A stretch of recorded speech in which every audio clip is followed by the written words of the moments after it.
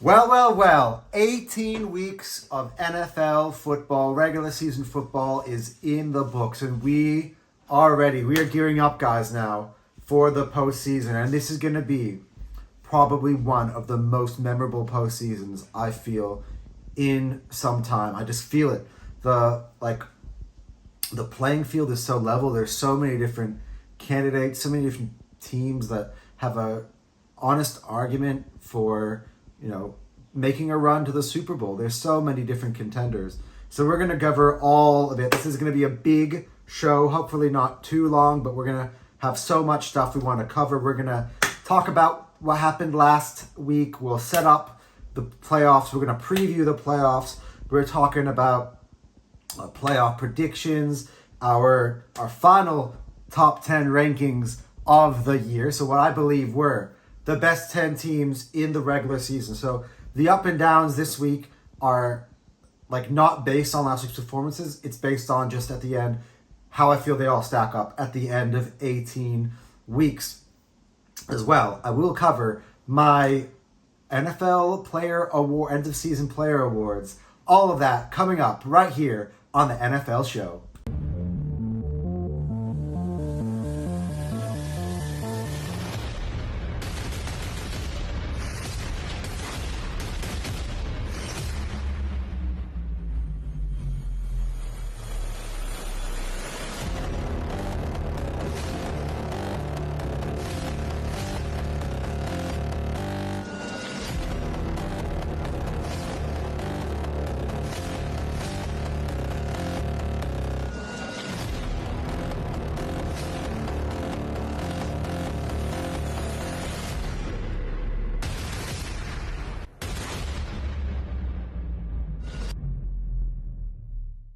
Hello, everybody. Welcome to the finale. Not the finale, because we've got the playoffs ahead of us, but our regular season finale of the NFL Show. We have so much to cover, as I mentioned in my intro.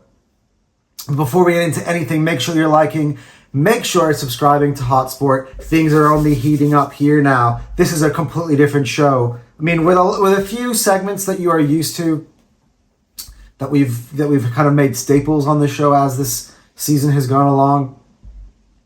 But also, this is kind of a different format. We've got to talk about so many different things here. And yeah, a lot to talk about this week on the show. So we're going to try to, kind of pump through it as much as possible. Talk about, the last week of the NFL season. Many, for some it might have been a bore because a lot of teams resting. For some of it would have been exciting because of teams who've made their spot in the playoffs in the last week, or teams who won home field advantage, teams who switched around the seeding, all that stuff. But for some of us, it was just kind of having to sit through watching our backups play. My team was definitely included on to that list. So without further ado, let's get into it. Let's get into all of the stuff. And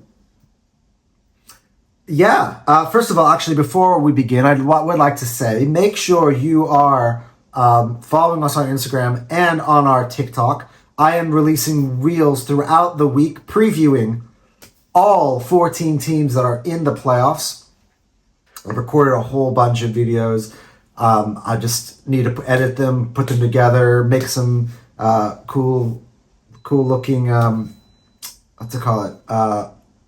thumbnails, and they should be out shortly. So we're gonna have a comprehensive coverage of the NFL playoffs. We're gonna have post-match reviews for every single game this playoff. So we're gonna do reels, and I might consider, putting together some sort of post-game wrap up, but most likely it's gonna be the NFL Show that we'll do, which will just kind of wrap up the playoffs and how it unfolded. And it's a bit scary because, for some of these teams, for how many this week are going to, for 6 of these teams, of these 14 teams, this will be their last game of the season.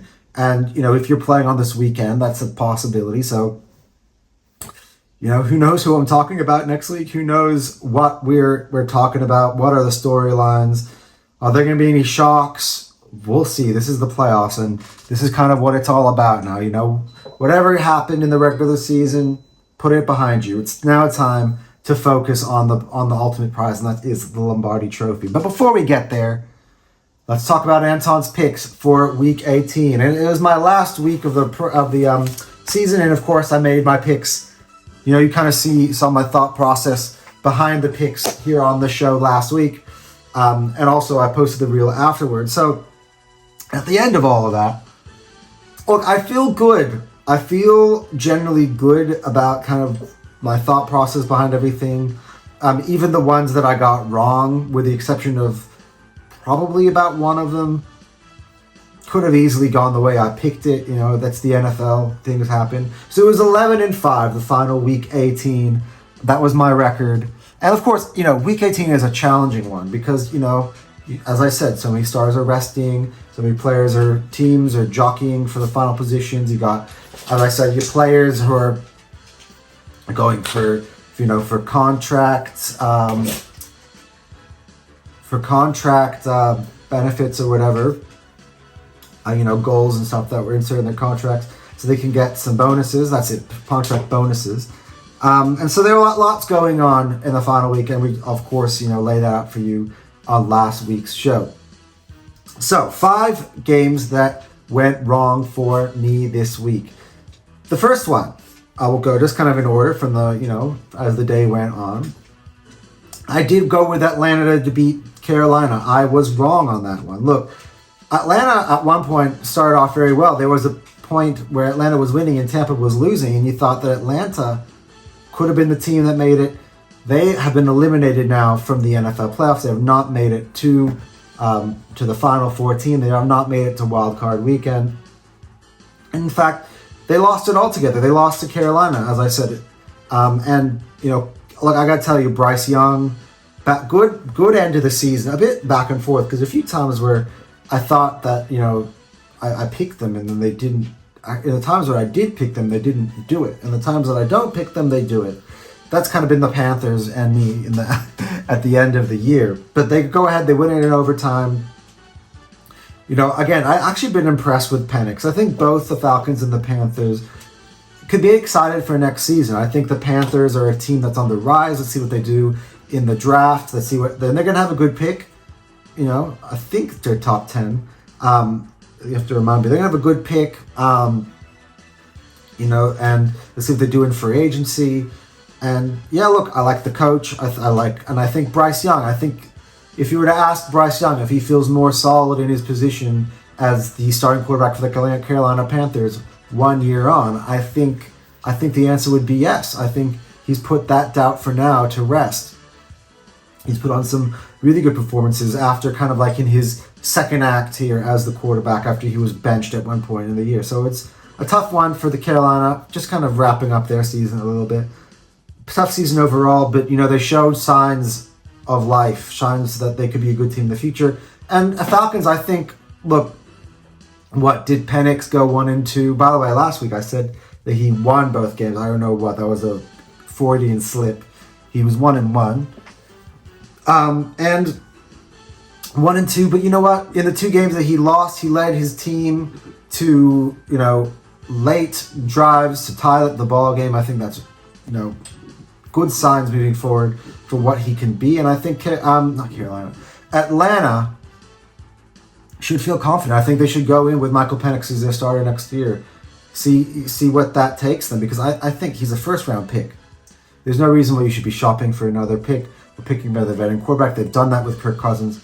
Let's see what happens with Michael Penix. But for now, though, Carolina won that game. Falcons are out. And I think I just, lastly on that, I just kind of feel like that once Atlanta found out that the Buccaneers had won, they already knew that their season was done anyway. So that could have impacted the fact that, the Carolina Panthers probably the more motivated team in that extra period. I would say that. But that is how it ended. The other one, another of the 5, I went with the Dallas Cowboys to beat Washington. And look, if you've watched, anyone who watched the game, would think, what, Anton, it wasn't a crazy idea. It wasn't a crazy take. I mean, the Cowboys were ahead, until the final minute of the game. The Commanders, you thought they were driving for a game-time field goal. Instead, they made it all the way into the end zone. They scored, and it was with Marcus Mariota, by the way, at quarterback. So Jayden Daniels was taken out very early in this game. And I was feeling good at that point about this pick. But the Commanders, look, it was interesting. I thought, interesting gamble, given that they were fighting for seeding. But I think Dan Quinn might have felt, look, I think we're happy either way. We're probably not fancied against anyone that we fight. I don't know, actually, because you'll hear my analysis later on in this show. But he probably thinks, you know what, we're going to be 6 or 7. Let's just take Jayden Daniels out. And in the end, he won it with Marcus Mariota, former Eagles backup from last year. And I was impressed with him in this game against Dallas. He looked nothing like the version of Mariota that we had last year. And I think Mariota didn't really have to do anything last year because Jalen played all the games.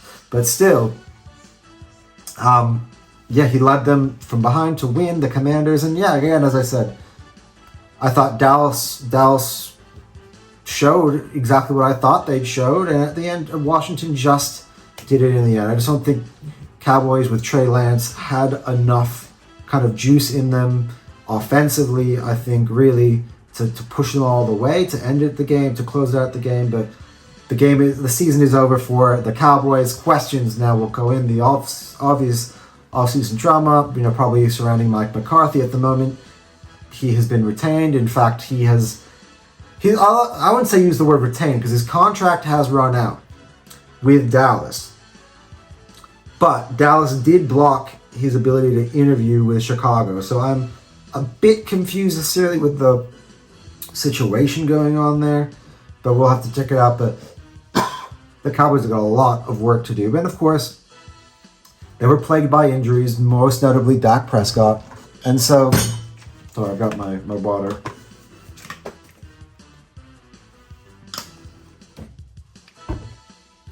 And, a lot of players on their defense that were injured throughout the year. So let's see. Cowboys did absolutely nothing last year in the offseason. It's going to have to be a much different type of offseason this summer for Jerry Jones if he's going to get the Cowboys back to where they've been. You know what I mean? They haven't had success in the playoffs, but they've been very successful, very consistent regular season team. And this year was very much off the boil for Dallas. All right, the third one. And this one, of course, affected the playoff seeding. As we just talked about, it's connected to the previous one where the Commanders won. Look, the Bears shock the Packers, and after, I think it was a 10-game losing streak that the Chicago had been going on, you talk about how they fired the OC, they fired the head coach, and, all the drama that's gone on with Chicago all year, a bit of a disappointment, considering the offseason pieces they put together, considering the number 1 overall quarterback in Caleb Williams. But at the end, you know what? They broke their Green Bay Packers losing streak. They went on to Lambeau, a Packers team that played all their starters, hoping to secure themselves a 6 seed, loss. And look, Jordan Love and the Jordan Love actually left this game, by the way. We should talk about that. Jordan Love left this game with an elbow contusion on his throwing hand. And they lost a Christian Watson, and he's going to be missing the playoffs with an ACL injury. And of course, Jair Alexander, we don't know when he's going to be returning. So look, the Packers got a bit banged up. Alexander, by the way, wasn't playing to begin with, but the Packers got a bit banged up during this game. Malik Willis brought the Packers back. They went ahead 22-21, but at the very end, they couldn't stop the Bears from getting themselves into field goal range, and the Bears steal it. They steal it on the road. They play spoilers to the Packers. Sometimes it just happens this way. Honestly, sometimes, and I think this is why a lot of coaches, similar to, let's say, Dan Quinn, went down the let's just rest Jayden Daniels route anyway, because he's like, it's hard, when the other team knows how badly you want it and how badly you need it, and that team hates your guts. That other team is up to spoil you, for sure. And that's what happened to Green Bay, and it's what almost happened to Washington, and that's why Dan Quinn was like, screw it. They're going to try to ruin me anyway. Let's not play our full hand. Let's not be desperate. They might as well just spoil me, and they didn't spoil him. And that's what happened with Green Bay, and now the Packers fall. They were the 7th seed going in. They remain as the 7th seed going in. And we'll obviously talk about how that affects the playoff standings and the matchups this weekend, which I'm pretty sure that everyone watching this show at this point are very well aware of. All right, on the 4th pick that I got wrong, the Patriots beat the Bills, and this was a shocker. And again, I think everyone that covered this game kind of followed my line of thinking, which is, what is New England doing winning this ball game? Like, okay, Josh Allen came in one play, to get the start. Trubisky played, and the Patriots, look at the Patriots. Should have kind of followed the New York Giants script of this week, not the week before. So what if you lose to the Buffalo backups? Like, I feel like Gerard Mayo, and you've seen the news, and we'll cover that later, by the way. News about Gerard Mayo. Maybe you just want to stick it to the Crafts. They would have had the number 1 pick, and it was in. And all they had to do was lose the game, and instead they followed the number 4 pick. Like, it's negligence. If you know that, it's easier to lose ball games in the NFL than it is to win ball games in the NFL, right? So it's stress free. Just whatever. Who cares? Play the kids. Give them a chance to show up, and whatever. Let Buffalo have the game. Buffalo would have been like, Philly, where, okay, that 14th win, nice. Looks good on the record. And I don't think Buffalo is that much perturbed by losing that game. I am, because of my pick. But I thought that the Patriots just wouldn't want it. But the incentive to win was not there. And they won. So, interesting. And finally, this is the one that I really screwed up on. I don't know, my gut told me the Vikings. And I learned a lot from this game. I learned that I've got questions about Sam Darnold moving into the playoffs. Because I felt like, I kind of said to myself as this game began, I'm like, okay, the playoffs start now. Like the Vikings, Lions, like we have this thing in Australia where they have the kind of the first round of the playoffs, the top seeds face off each other. And the winner of those games goes on to have a bye all the way to what they call the preliminary final, which is essentially the semifinal. And the loser has to go on and play, right? So that's essentially kind of what the Vikings-Lions was. Like, the Lions win, they get a bye. Vikings lose, they have to play the next week. And of course, the old Vikings in this scenario have to play the whole playoffs now on the road. And look, it was a close game early on, but you could kind of tell that Minnesota, like, first of all, Detroit totally underestimated them on defense, but Minnesota's offense just was sputtering that the whole game. I never felt at all, ever, like they were going to find the end zone in this ball game. And the Detroit Lions explosion, and they put some trick plays into the mix here. You had Jahmyr Gibbs running for long touchdowns. I thought the Lions just really sent out a statement, and you're going to see how I feel about this statement win, because this was huge. This was for all the marbles, for the division, for the home field, for the bye, everything, right? All of the spoils went to the winner. And the spoils went to Detroit. And Detroit's going to have, all the benefits of being number 1. And Minnesota's going to have to go on the road this week.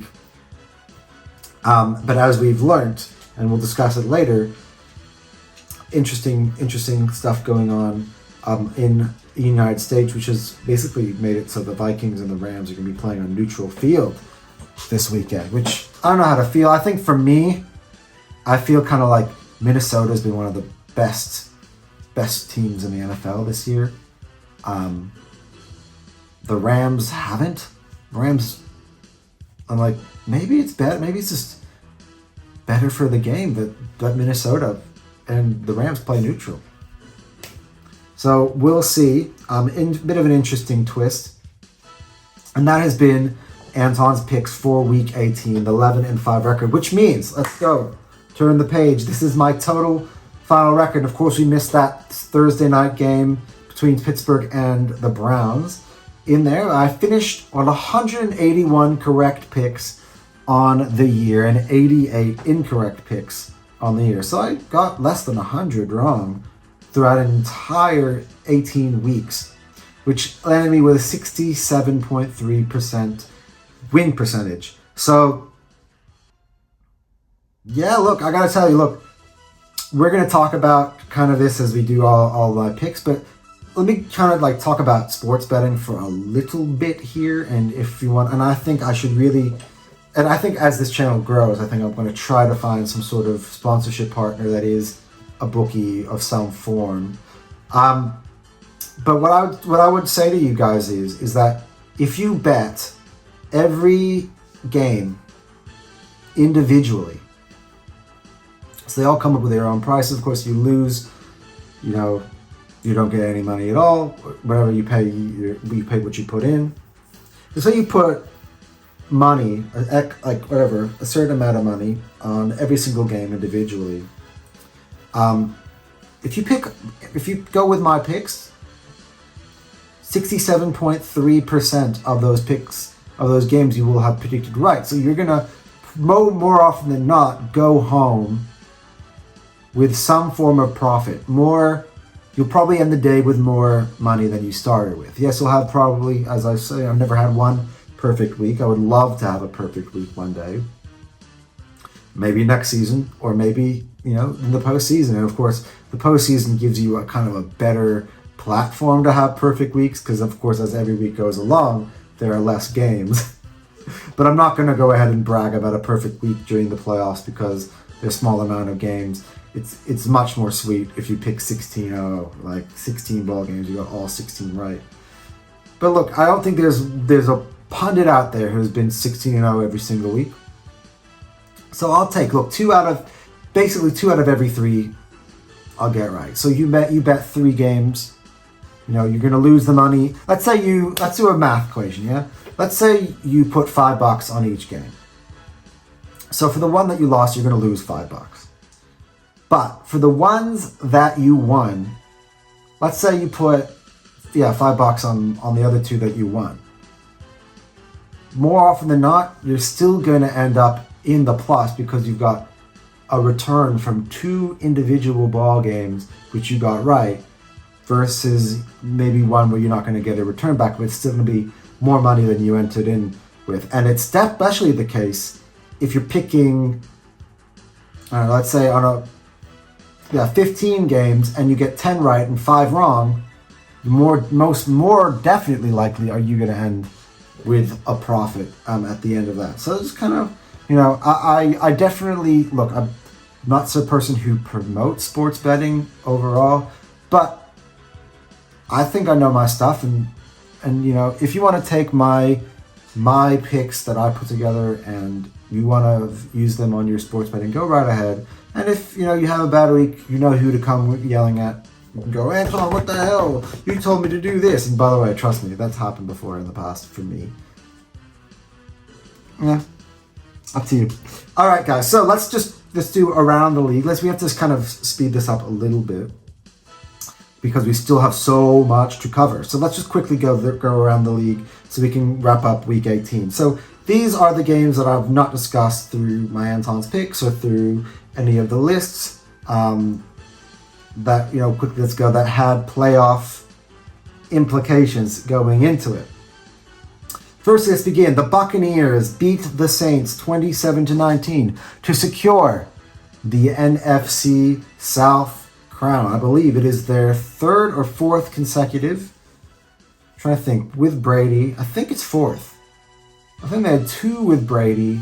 The Super Bowl the year after they got knocked out by the Cowboys. He had last year with Baker and this year with Baker. 4 consecutive NFC South crowns. And congratulations goes out to Mike Evans, who becomes the first receiver to have 1,000, I think, or is it tied with Jerry Rice? I don't know. To have 11 consecutive years of 1,000 yards or more. And, obviously he missed a few games this year with injury, and so therefore he was a bit behind on that. But, even with the game wrapped up, Baker Mayfield, they decided to make an effort to make sure that Mike Evans got his catch before the game was wrapped up. so he can go over 1,000 yards. And he did it on the very last play of the game. What a scene there as, the crowd celebrates Mike Evans 1K, 11 straight years, as well as winning the NFC South. So congratulations to the Buccaneers. But I will say one final note before we move on this, because of course it's going to apply to kind of how I feel the postseason might go. I thought there was a very straightforward opportunity for them to clinch it. And they did trail New Orleans, and early quite big.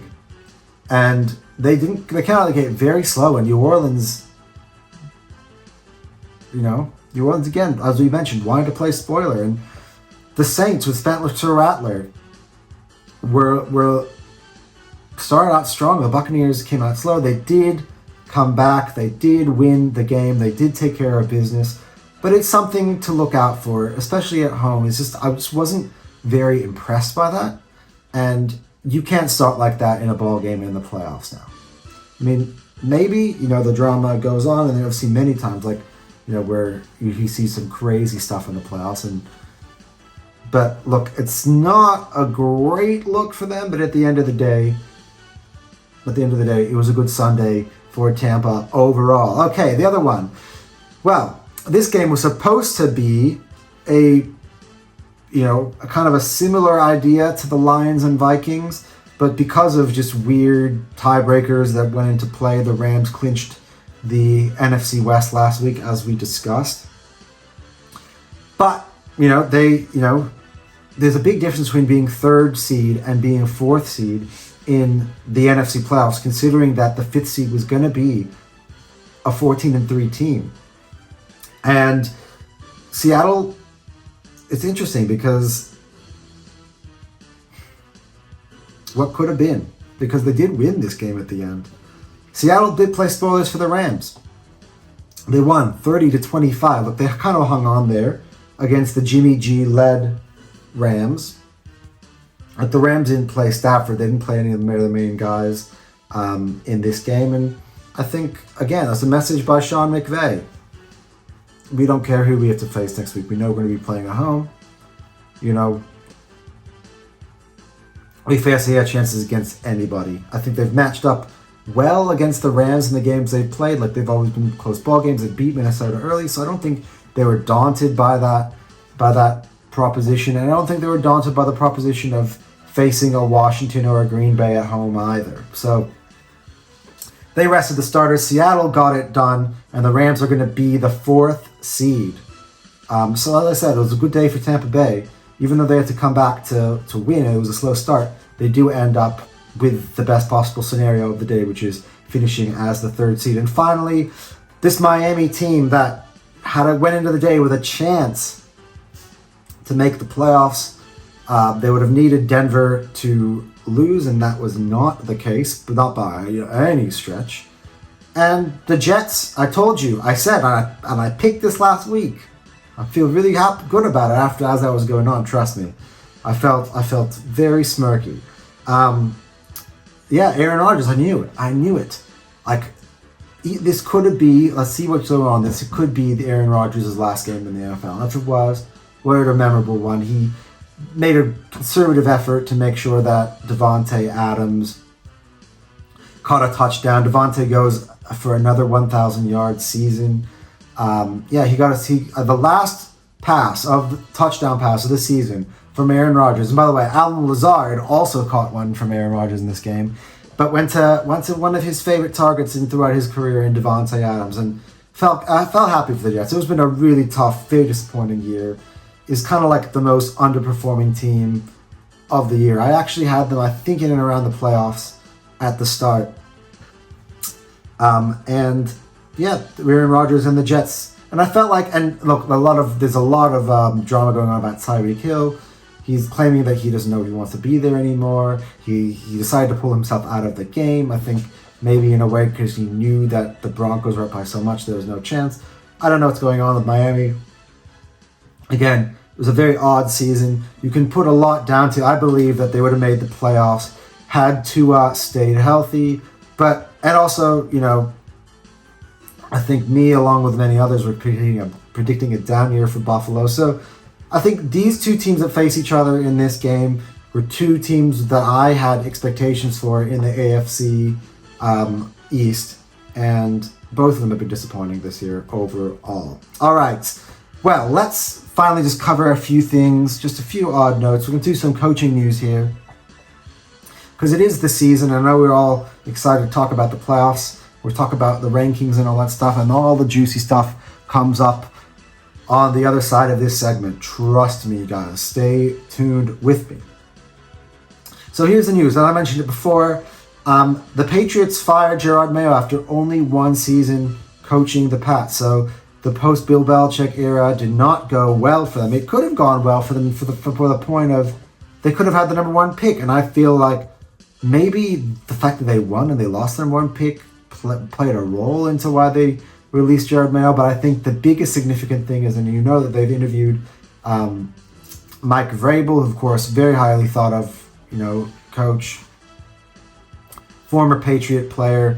I think that Mike Vrabel is the guy that Robert Kraft dreams of, being the ultimate replacement for Bill Belichick. As it turns out, Gerard Mayo was just the rebound guy, and you know what happens in most relationships, in most people's lives after they have a long relationship, there's the rebound guy, and then there is probably the eventual replacement and after the longest term relationship in the history of coaching, Bill Belichick and the Patriots, Gerard Mayo was the rebound guy, and I feel like in Robert Kraft's mind that Mike Vrabel is the one. I feel like maybe that he sees him as the guy to take over that position. Another one, this one's a bit more personal for me, close to my heart, because obviously I have a big affinity for this guy, but the Jaguars fired Doug Peterson, and it's a bit disappointing because you know what? After the first year of Trevor Lawrence and when Doug took over Trevor, and of course they won the division, and then after that, they added some good weapons. They had number one pick on offense, number one pick on defense.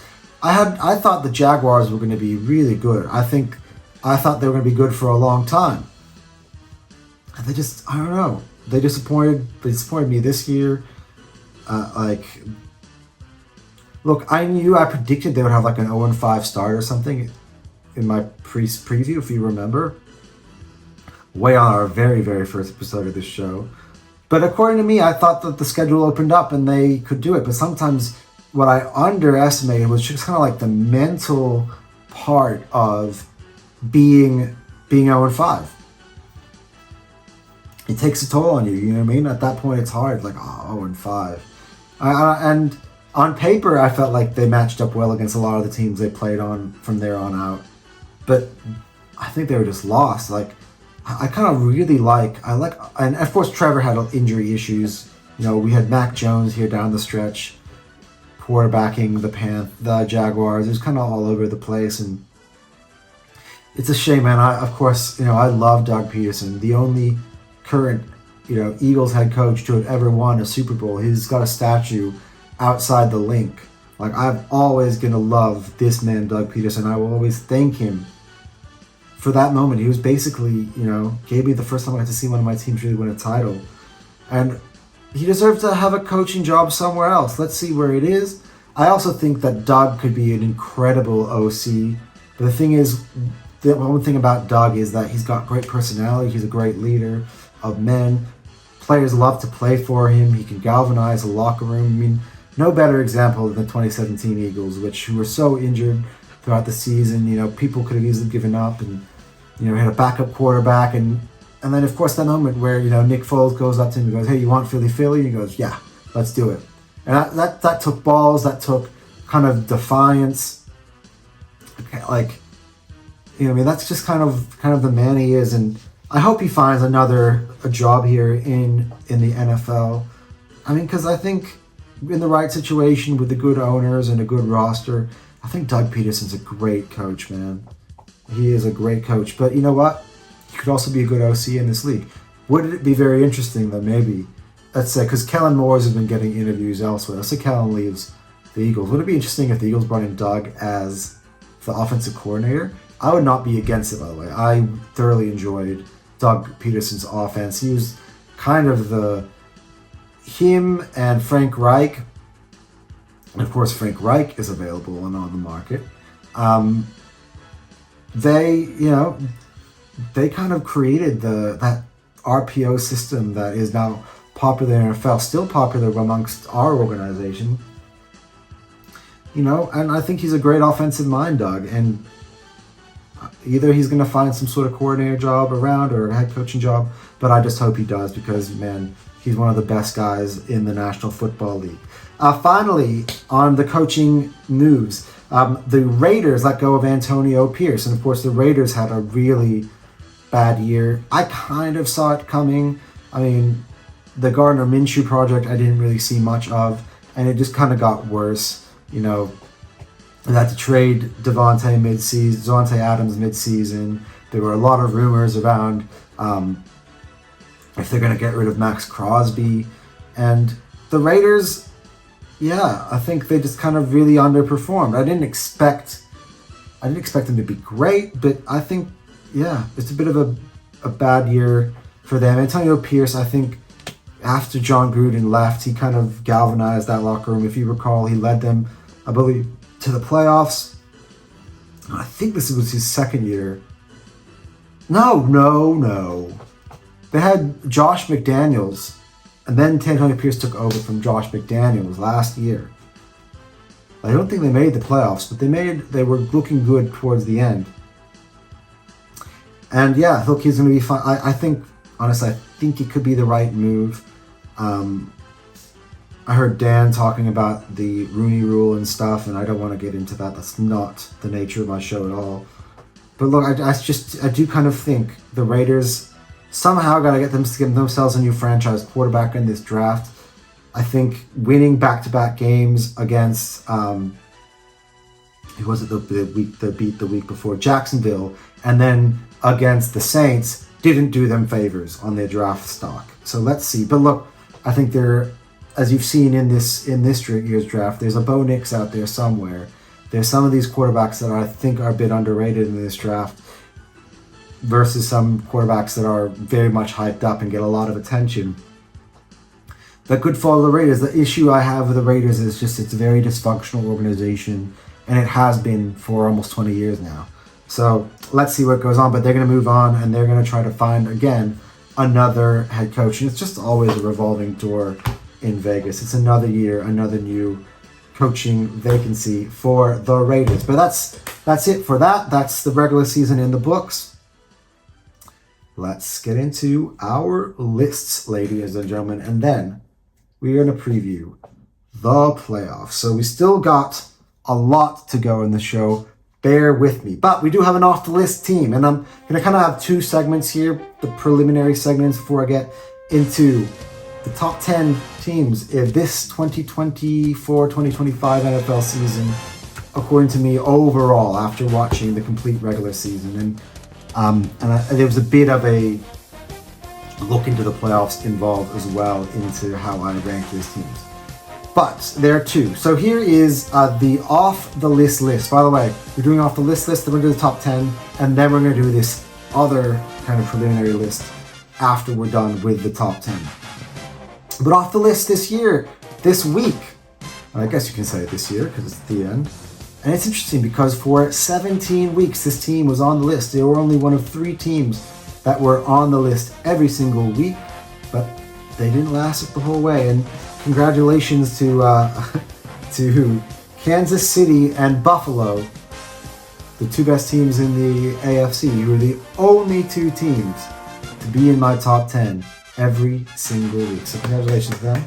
But the Pittsburgh Steelers just missed out on it. And look, losing 4 straight games, there's no excuses, no reason for me to keep you in my list. Of course, I was a big fan of theirs, and I was really enjoying the way they were playing, especially on the defensive side of the ball. But I've kind of felt like they've kind of lost that. And they've definitely kind of lost anything on offense. Russell Wilson has kind of turned back into the version of him in Denver. I hate saying it, but I kind of thought they had a revival for a little bit in Pittsburgh in the last few weeks. it's been ugly. It's been hard to watch, in all honesty. It's sort of like big play or 3 and out. Like, there's nothing. I feel like Najee Harris has struggled in the run game this year overall. Yeah, I know. It's look, you can tell how disappointed I am because I wanted Pittsburgh to make this list. They've been one of my favorite teams of the year, but they've kind of had a bit of a backslide. Call it what you want. 4 games to go. When you're winning the division, it reminds me a little bit of like the other team in Pennsylvania last year, right? You call it what you can call it, but let's see if it ends in the same way because they're gonna have to go on the road and take on Baltimore as a result of this. But they're not in my top. I don't see them as top 10. And when I say that, you have to take the whole year into account. 4 weeks is 25% of the season. To go 0-4 in the last 25% of the season, the crucial stretch run, the most important 25% of the season, is a big factor here, and therefore I didn't think they were one of the best 10 teams in the NFL throughout the year. But do you know who were the best teams in the NFL throughout the year? Well, it's time to find out. Finally, guys. And we'll go through this, and I will use this as an opportunity to remind you all to go check out the Instagram and the TikToks because we are going through all 14 NFL teams, previewing them, and this is going to give you a bit of a taste of that because we're going to kind of do a bit of a season wrap up here rather than talk about, as we usually during the week, we talk about the last week, the games from last week. And we kind of have to do it because we can talk about the games, but this week I'm just going to talk about the seasons overall and why I have placed the teams where I have placed them. So let's go. Here is the final top 10 list of 2024-25 NFL season. Cue the NFL music. At number 10, and they snuck in on the final week. Out went the Pittsburgh Steelers, and back went in a team that I've also enjoyed playing this season. And how could I deny a team that goes ahead and wins 38-0? That's the Denver Broncos and Bo Nix. So just a bit of a thing on this list, by the way. The top 8 of this list are like the prerequisite was if I believe that you will be playing next week in the divisional round, I put you top 8. So look, Denver has a very tough matchup going away to Buffalo, but I think they can consider this year a very successful year. And I know that the main guys were not playing for the Kansas City Chiefs, but to shut out the Chiefs 38-0, to romp them. I mean, come on. They just need to win by a point to make it to playoffs. They absolutely sent out a statement. They romped them. Like, I removed the Kansas City part of my analysis from the equation here. But let's not forget that when Kansas City starters were playing at home in Kansas City, that Denver, for all intents and purposes, outplayed them then too. And the Denver Broncos, like, I think people are sleeping on them. Let's be honest. Like, I've seen a lot of other people's lists, and this is the only list here where, I don't include teams like the Buccaneers or the Rams, everybody thinks is all in vogue. Man, no, the Denver Broncos, as I said, what happened in the last couple weeks before this was not a backslide. It was, they needed one win to get to clinch, and they took on some teams that really had incentive to go ahead and beat them. They took on a Chargers team that had just come off an embarrassing loss to Tampa, and they knew if they beat the Broncos that they would have the edge there, and they would probably be 5 or 6, and they went away and they started off well, but the Chargers, beat them, and they had a Cincinnati Bengals team that was desperate. They needed to win to try to get their best opportunity to get in, and of course they did in the end. But the Broncos on this last one, and I said it was a given that they were going to win, but I didn't see it like that. 38-0, and I was impressed. I was impressed with Sean Payton's offense. Some of the the plays, the trick plays that went on there. The toss back to Javonte Williams was really cool. I love that one. That play. Like, I love mid-play trick plays, if that makes sense. Like, I absolutely love it. And the Broncos are a fun team, and I gotta tell you, you know what I mean?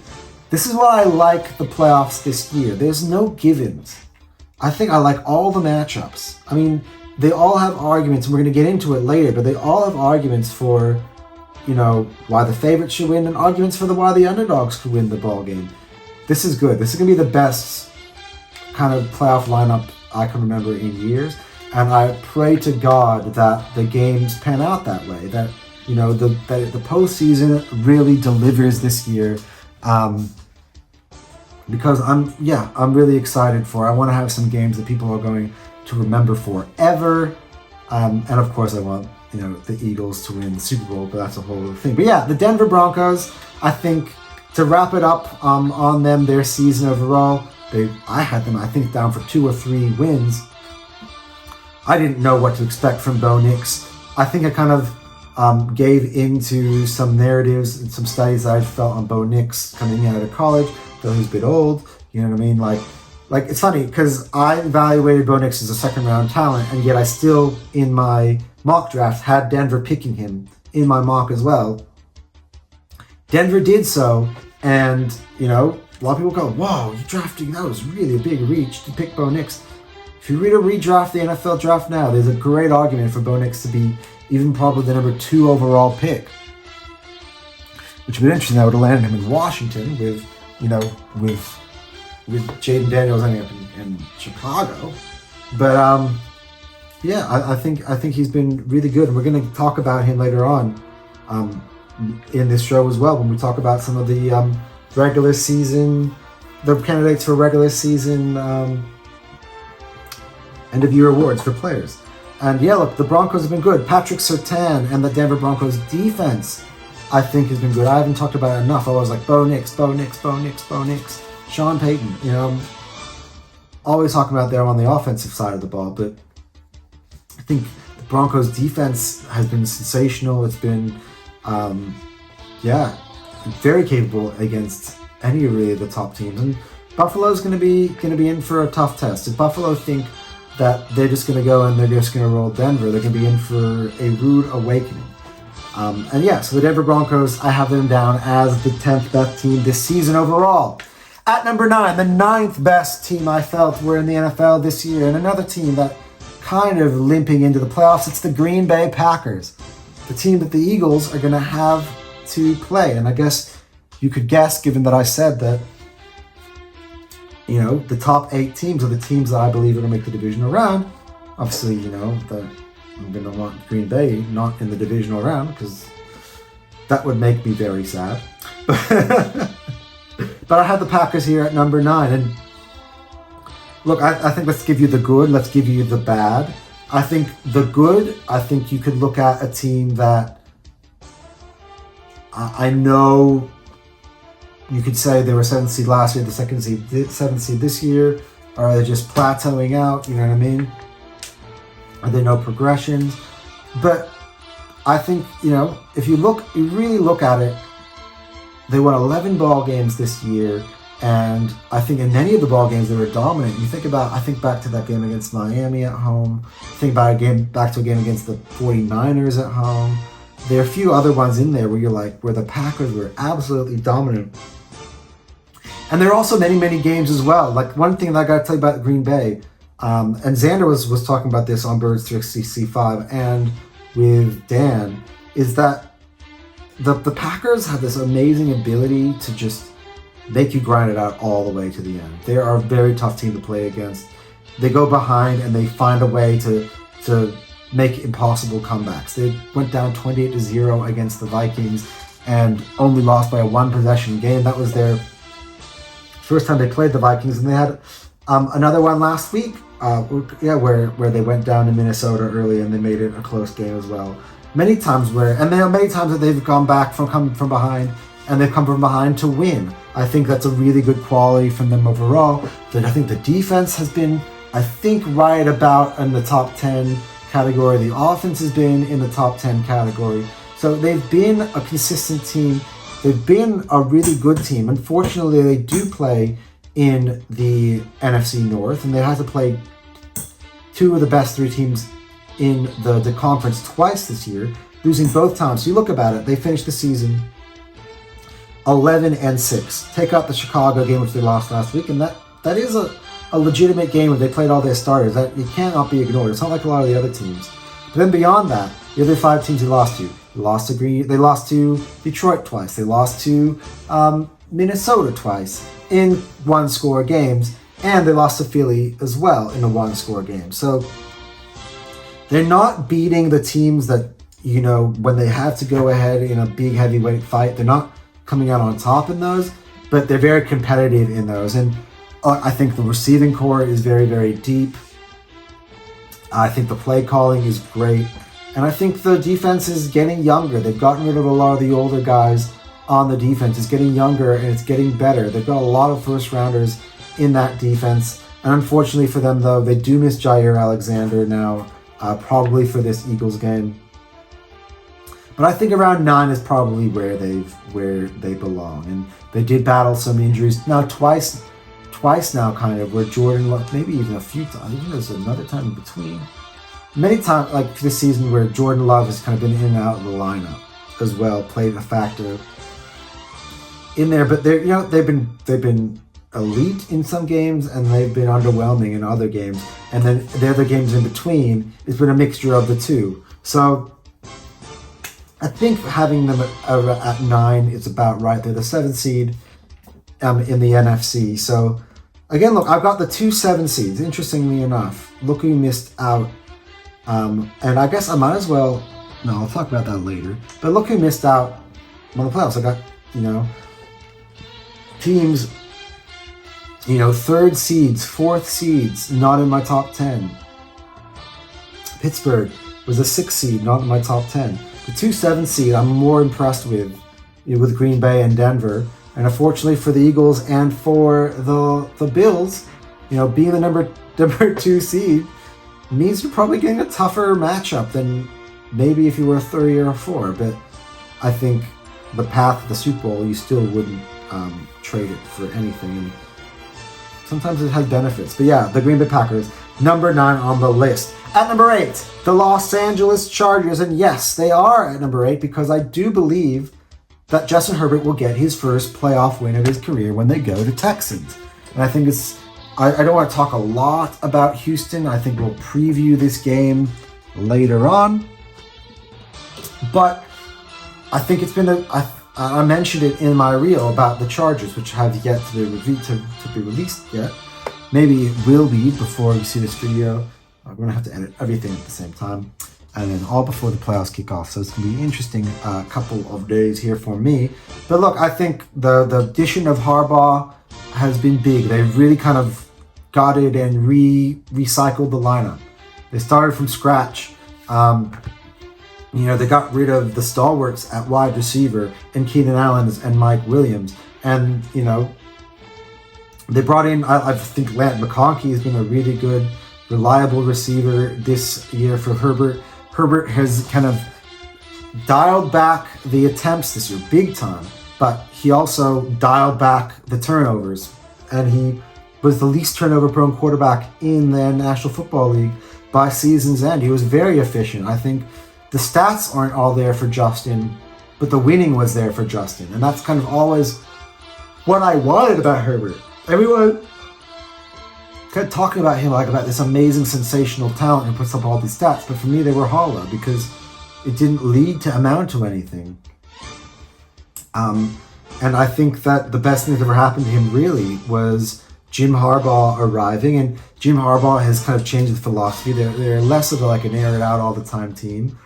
And they're more of a physical team. He invested in the O-line. He invested in the defense. He got 2 running backs that were at Baltimore. He played for his brother, who a bit of a different style from Austin Eckler, who also left to go to Washington. And Austin Eckler definitely regressed this season compared to one of the best running backs in the league, which he was with the Chargers. But one of the things that featured part of Austin Eckler's game is that he is a receiving back. He's one of probably the best receiving backs in the game. But Harbaugh wanted to be like between the tackles, ground and pound. And I think J.K. Dobbins has had a great season this year for the Chargers. I think they've been really elite on the defensive side of the ball, like really one of the best top 5 defenses all year. It's been a resurgence for guys like Joey Bosa and Khalil Mack. The ever reliable Derwin James is in there, and they got a lot of good young players like Tua Belotu and Asante Samuel, and that defense is coming together. They're one of a few up and coming real, good young defenses in this league, and I think the Chargers have been solid. There've been a few weeks in this season where you were like a bit shocked by what they put out on the field, and there are a lot of weeks this season where you're like, damn, that was really, really impressive. And they were consistent. They were consistent through the year. They kind of flied under the radar, which was nice. And they're a top 8 team. I believe this is actually the highest I've ever placed them on the power rankings. They went as high as 9, and now they're at 8. And that is where they will stay till season's end. I'm not going to be doing any power rankings moving forward. We're just going to be covering the playoffs, and we could take a look back at the power rankings and see, as the truth get revealed in terms of who wins, how I kind of, matched up with it. All right, that was the Chargers at number 8. At number 7, the Washington Commanders, and since I've removed them from the list after they were really super high. They were my top 4 at a point. Let's talk about the Washington Commanders season. 12-5. This has been their best regular season Commanders, or Redskins as they used to be called, that I can remember. And it's all about Jayden Daniels, the resurgence of Jayden Daniels. And I think we also got to talk about the impact that Dan Quinn has brought to this team, the impact that Cliff Kingsbury has brought to this team, the impact that the new ownership has brought to this team, because there's clearly a new energy, a new life. So, look, I've got many criticisms for their owner, Josh Harris, the way he, handles himself in Philadelphia with the 76ers. But the way he's handled himself with the Commanders, following on from Dan Snyder, has been nothing short of spectacular. There's a new life in Washington, and it's evident, and it begins with Jayden Daniels. And from the jump, I mean, of course, they struggled in week 1 against the team that they're going to be playing coming up. But from then on out, I thought Jayden Daniels was spectacular. I thought he was mature, he was fearless. He didn't really play like a rookie at all. He never really hit a rookie wall. Like, the only rookie wall he could have hit was a bit of a struggle he had when, the Eagles kind of took the command of the division. And in there you had the losses to the Steelers, to the Eagles, to the Cowboys, all thrown in there. He also had the Hail Mary that won the game. This is a Commanders team that always stick around and never says die. I was talking about it with the Packers, but I think for the Commanders, I've had to experience it, from the other side as an Eagles fan. They don't go away. They don't go away until the final whistle.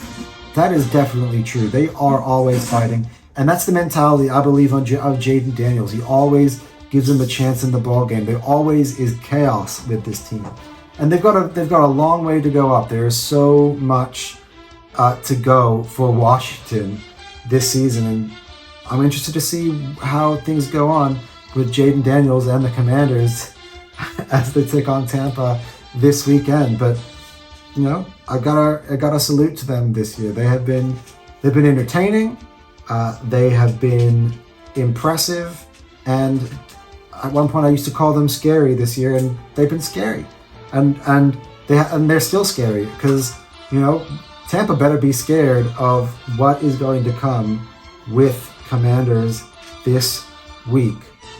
All right, so at number 6 on my rankings, this is the last one before we hit into the top 5, and you kind of can guess what it was, because I told you last week, there's no spoilers, that this was the highest I can put them. That's the Baltimore Ravens. Now I know, okay guys, don't get at me. I know a lot of you guys think that they have an argument to be in the top 5. That the way that they've been playing at the end of the year warrants them as one of the Super Bowl contenders. And I'm not arguing that. This is purely based on the overall performances of all the teams. And we're going to name the teams that are at the top 5. You probably can know that by now. They've been the top 5 consistently down the stretch here. But it's hard for me to put Baltimore ahead of any of those other teams because those other teams have been consistent year on, year out. The Ravens have been, what was they finished this season? They believe they finished, what? Did they finish 12-5 or 11-6? I'll have to look down here. The Ravens finished 12-5, right?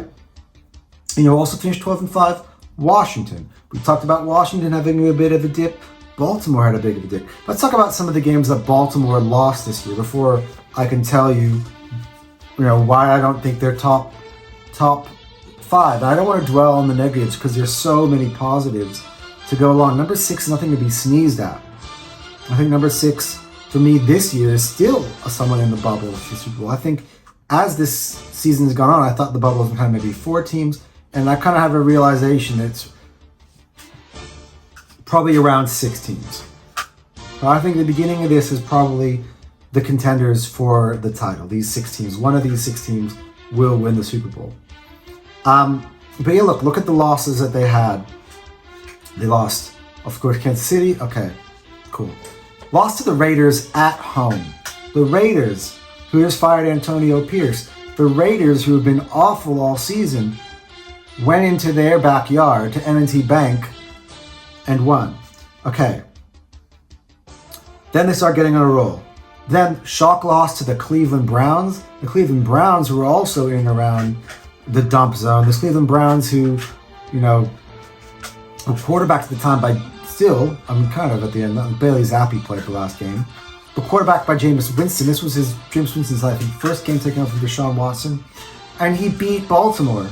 That's not excusable. So look at some of those teams that they've lost to.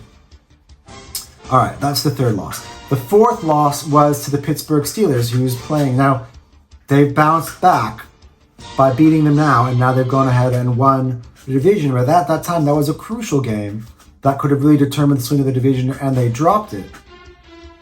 But they will have the laugh potentially because they've got all the momentum, and you're going to have the real grudge match now between these two coming up on Saturday you, Sunday me, in the playoffs here in the wild card. But yeah, and the other game, by the way, the other loss, by the way, was to the Eagles. And after that, they never lost again.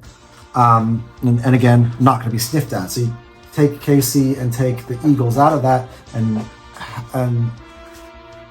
talking about 2 losses that they had no business having, and another one where it was,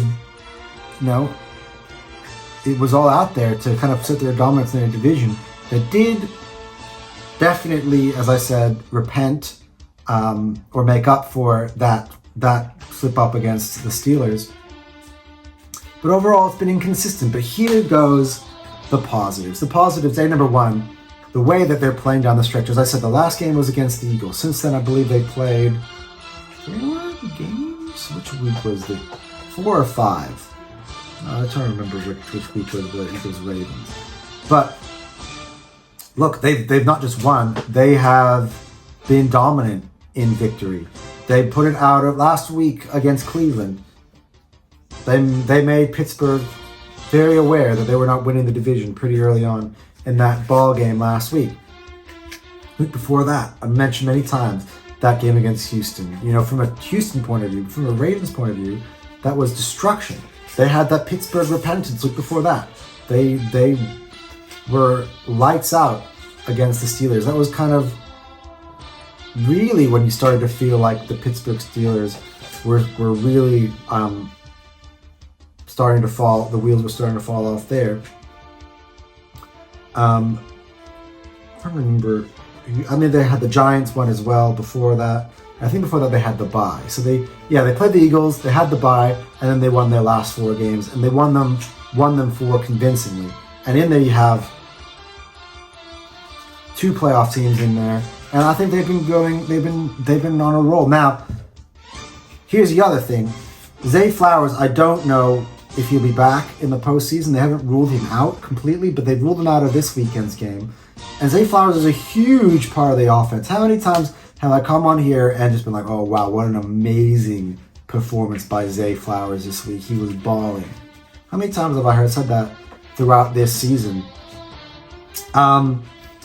And so he's going to be missed. It's going to be interesting, underrated part of the Pittsburgh game. My only question is really, I don't know if Pittsburgh has enough gas in the tank to do it.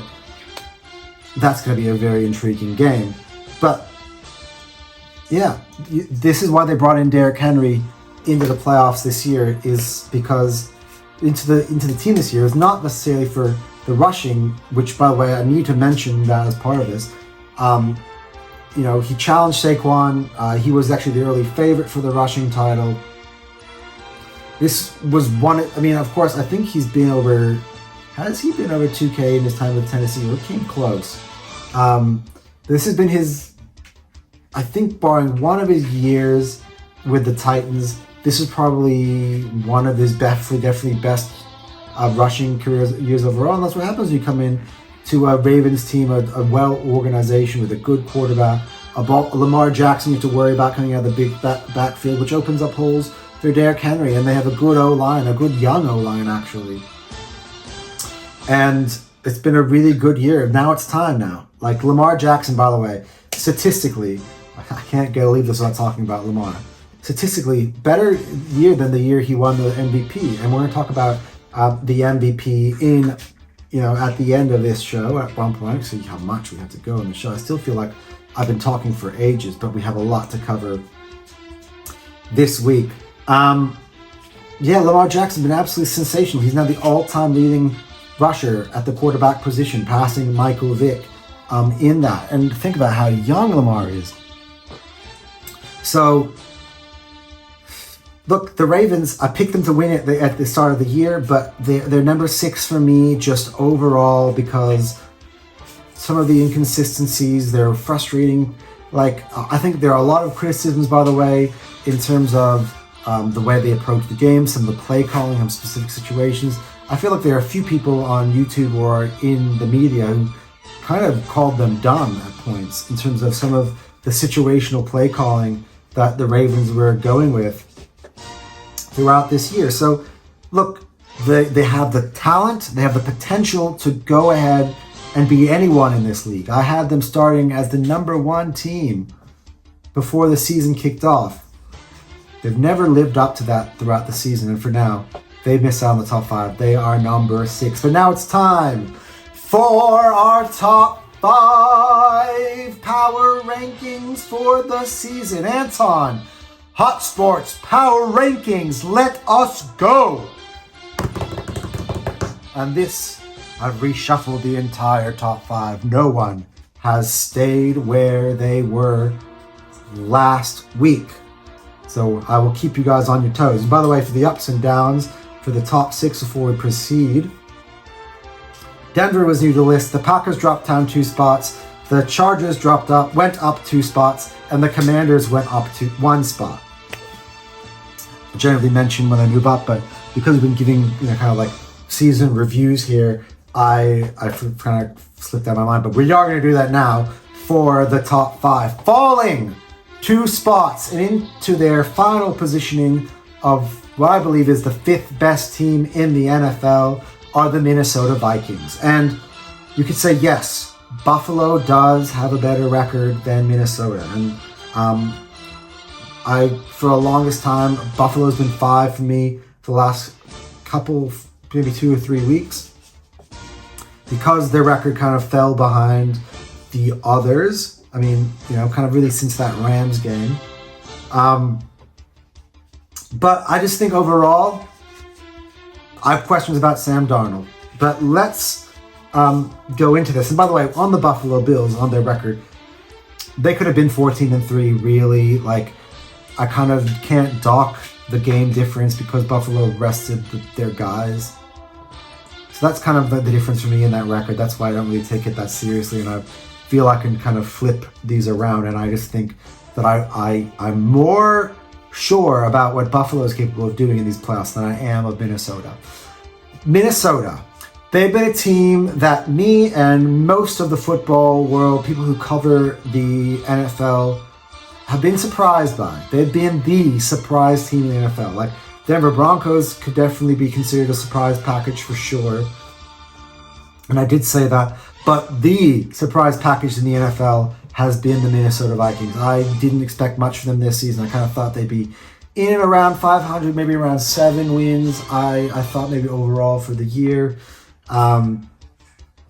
And when they lost J.J. McCarthy to the injury for the year, and in came Sam Darnold, let's be honest, has been a disappointment really throughout his career. I mean, being, what was he, number 2 overall pick from the Jets? 2 or 3?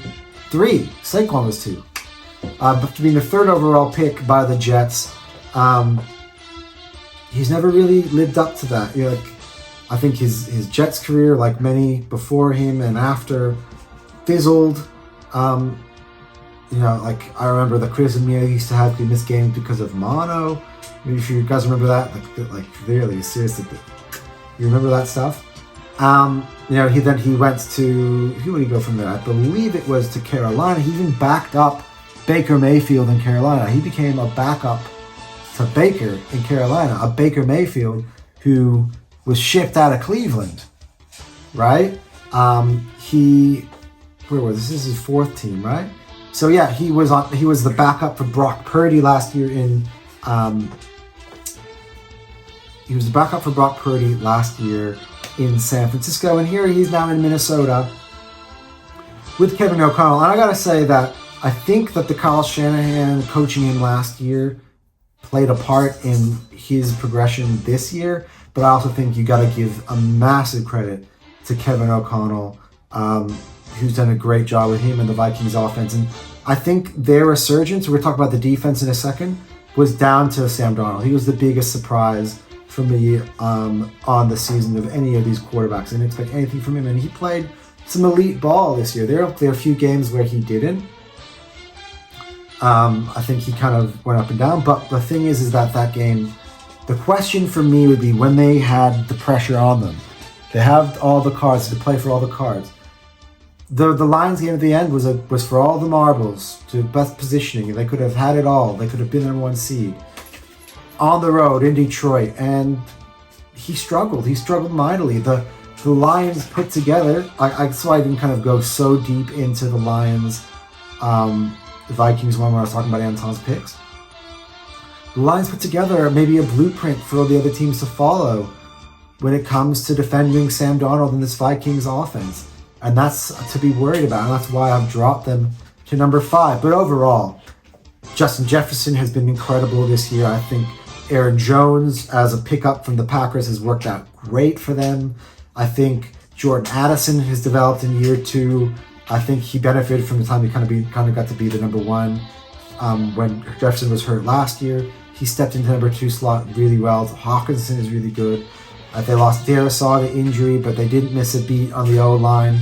I thought the O-line played really well, and the defense. Every single team that played them, and especially early on the season, they were shocking people, got behind the mic at the press conference and just was shocked and were like, man, this is a Vikings team that's really hard to play against. It is really hard to play against this defense, and they're suffocating. When I watched them play against Green Bay last week, you saw the way that they had Jordan Love in a vice. I said that last week. They're talented. They got players on defense. They have, of course, Van Ginkel has been amazing.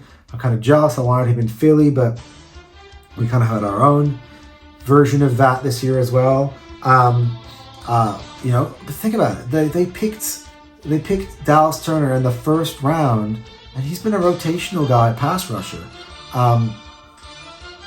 What's his name? The guy that they got, Grenard, that they got from the Texans, has been an excellent. Like I didn't know that he would be this good at all. I think the Vikings have been really good. I think the secondary has played a lot better than I thought. I think there are times though that against some certain passing offense, some sort of the really good receivers in the league, that they have struggled. But yeah, the Vikings have been good this year. They've been consistent. We've been waiting for them to fall off, and they never did. Now, they did happen to do it at the end, and the last kind of taste we have in our mouth of Minnesota was how badly and overwhelmed they looked in Detroit, which comes into the reason why I've not dropped them out of the top 5. I know people could make an argument to say that the Ravens, you probably have more trust in the Ravens' ability, but you have to reward Minnesota. We're talking about the whole year. They have been a top 5 performer, whether you like it or not, throughout the whole year. In the comments section, a few other people are in the chats of other videos and stuff, and people were calling me crazy for saying I thought Minnesota were top 5. They're top 5. They're the team that everyone's been sleeping on the whole year, and they prove you wrong. Now let's see what they're made out of. They're gonna have to go play the Rams, a team that's already beaten them this year, and let's see. Let's see what goes on with Minnesota. Obviously, I have them. You know what I think of that matchup because I have them at number 5 and in my top 8. So again, in this kind of prediction, 8 through 5 are the teams I kind of see winning, but potentially losing next week in the divisional round of the playoffs. And the Vikings kind of didn't make that championship cut for me. I just kind of think in the NFC that the Eagles and the Lions are a little bit better built, a little bit more consistent, and I just feel more confident in them. And they're going to be playing their games at home. So it is what it is. But let's get into the top 4. And again, this is the top 4. We're going to have to go through all of our picks throughout the week, but this kind of gives you an insight into how I feel it's going to get stacked. Now, I cut off that 4. I didn't go top 2 or Super Bowl picks, right? So 4 through 1, all could be in the championship game, all could win it. So these have been, for me, the 4 best teams in the NFL, and I think it's been this way for a while. And at number 4, joining back in the party where they belong, and I felt I had to put them here, were Josh Allen and the Buffalo Bills. That's right. Oh, I love doing that. Had to do it for the last week. I kind of did it in the reverse order of what I always do, but had to do it. The Buffalo Bills, man, they have been spectacular. They jumped out of the gate and sent a statement early. I had criticism in my preview. I actually thought they might, did I say they would be 8-9, under 500 or something like that? Something like that. I just felt like they lost a lot of players, key players. Stephon Diggs, gone. Gabe Davis, gone. Singletary, no, he'd been gone for a while. He was at Houston last year, and now he was in the Giants. The defense, a lot of the players on the secondary. Jordan Poyer, gone. Tre'Davious White, gone. Who was the other one? He did come back. He did end up back on with the team. He was my Miami. His name eludes me. Good safety. We'll get back to that. But yeah, they lost key players on the defense. Linebackers that were out for injury. Matt Milano being hurt. He's back now. But Matt Milano being hurt for the beginning of the year, I didn't know he would be back. I was like, oh man, this is going to be tough. But Josh Allen was Superman. We're going to get into my player awards at the end of this show. But you kind of know I've made it no secret how I feel about Josh Allen. I'd say my favorite non-Eagle in the NFL is Josh Allen. I love him as a man. I love watching him play. I've always entertained. Like I try to watch the Bills as much as I possibly can, just because this man just wows me. He's an absolute freak. He's what everybody wants at a quarterback position. He's what I thought Carson Wentz could be, never became. He's got this amazing arm. He's got great accuracy. He's got great temperament, great leadership. He's incredibly athletic, incredibly strong. He's everything. He's the full package. Like, many people's arguments can be made, of course, about Patrick Mahomes, and you can argue who you like, Mahomes or Allen. Historically, you've got to say Patrick, because Patrick has come out on top overall. But, the receiving core, I was listening to it yesterday. One of the shows I was watching, they were like, name me who you think were the Buffalo's best receivers this season. Like, of course, they acquired Mark Cooper in the middle of the year, Mac Hollins has been in there. The kid that they drafted this year, Keon Coleman, has been really good as well this year. I think he's going to be. Khalil Shakir has been really good, and so he's kind of brought along his next wave of receivers. Again, there's no kind of Stephon Diggs in there, but you can tell the evolution of Josh Allen. Before Stephon Diggs arrived in Buffalo, Josh Allen was a player who was just really inconsistent, super highly talented, turned the ball over way too much, was very erratic, and then he evolved into this elite player once you added Stephon Diggs into the mix. And now you kind of feel like Stephon Diggs was sort of the training wheels. The training wheels left, and what was left afterwards was no doubt about Josh Allen. He is an absolute alpha in this league. He doesn't matter who he's throwing to, he's going to make it work. He can do it on the ground with his own legs. He can stiff arm you. He's been absolutely amazing. This has to be about Josh Allen when I talk about the Bills. I thought the Bills early on defense set the tone really, really early. You could tell that they're very physical. They punch you in the mouth. They shocked a lot of people. I look back to that game against Miami. I think the one that Tua got hurt in, and they absolutely destroyed. And again, that was kind of the one for me because I picked Miami to win the division. I picked Buffalo to struggle, and Buffalo absolutely destroyed Miami. And from then on, you're like, now the Bills made business. It's not been a down year for me. If anything, now going into this part of the playoffs, I am more confident in Buffalo getting it done than I have been in years past. I think I'm not the only one in there, and I had to put them in my top 4 because they definitely have the ability. Again, six teams are capable of winning it. These are the real kind of 4 teams that I think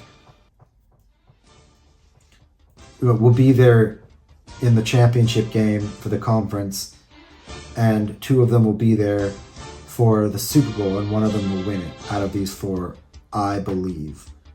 Or Baltimore is the other one, and that's because they're riding some momentum, but I do have worries because they'd be missing Zay Flowers, so let's see how that goes again. But Buffalo Bills, tremendous, number 4, but they are not top 3 for me. And the reason they're not top 3 for me is just because I feel like, just trying to talk about the Buffalo Bills, I like more the rosters of the other teams. So the performances of the Bills, let's not take it away. Josh Allen's been amazing, and the players that they had played out of their skin this year for Sean McDermott. But I think the top 3 teams have got better rosters and have just better. But again, all of them. If the Bills won the Super Bowl and we're talking about that, I would not be surprised. I won't be shocked by that at all. At number 3, the Philadelphia Eagles. My Philadelphia Eagles up 1 spot from number 4. And I put them in number 3. And again, Minnesota slides behind Philly, behind Buffalo. Yeah, because look, that run they made up to that game, Minnesota looked really, really good, really impressive. But I think after that game, the clouds opened up and Buffalo and Philly moved up. And what can I get my chance to talk about the Eagles? Man, they got this.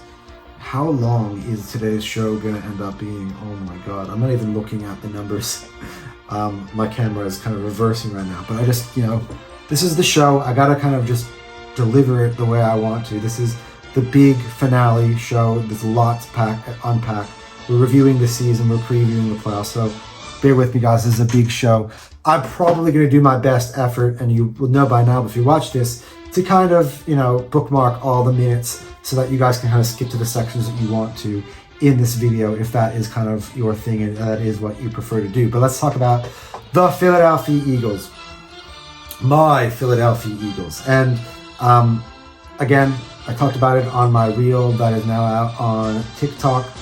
But look, I've been very bullish. This is the team that I've covered the most this year. I've been on with Jacob Sports, 16 interviews with Xander this year. I didn't go on after the Pittsburgh game. I didn't go on last week after the Giants game. But 16 interviews I've been covering this team in depth. Being part of the Jacob Sports post-game show family, which has been a really cool experience for me. I've been on talk shows, been on with my man Tone, I've been on with my man Joey Shakes, some of the best Eagles YouTubers, and it's been kind of a dream kind of covering it. And now I can kind of just wrap up the team that I know I can, talk about the season back to front, talk about every single team player's performances back to front, because I've covered them so in depth this year, and it's been really fun. It's been a dream. It's only the beginning of it, but it's been a dream to finally get to cover my favorite team really from start to finish this year. And look, of course, I do analysis on my Arsenal team and somewhat on my Bucks, but not to the point where I get to have the recognition, that the publicity, get to talk on some of the, the more famous personalities in Eagles YouTube. And I want to shout out to, I think, the following people before I talk about in terms of the opportunities I got this year. Shout out, I think, most overall, number one, to Xander Kraus, the producer of Jacob Sports. Me and him we've had an interesting relationship. I think we become kind of like brothers. There are times that we fight, times that we have, disagreements, times that we get along, times that we vibe off each other, times that, we have fun, that we goof around, that, it's been good, man. And if Xander, if you're watching this, I thank you so much for the opportunity you've given me to come on your show every single week. Thanks to Dan Celio as well, who co-hosts that show for the most part. Thanks to the whole, Jacob Sports family, to Xander's dad, Joe.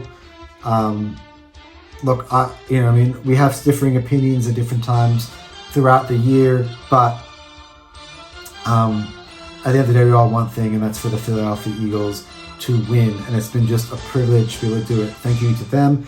Thank you to Tone DeShields, who allowed me on 1 week, to do on one of his shows, to come in and talk with Tone.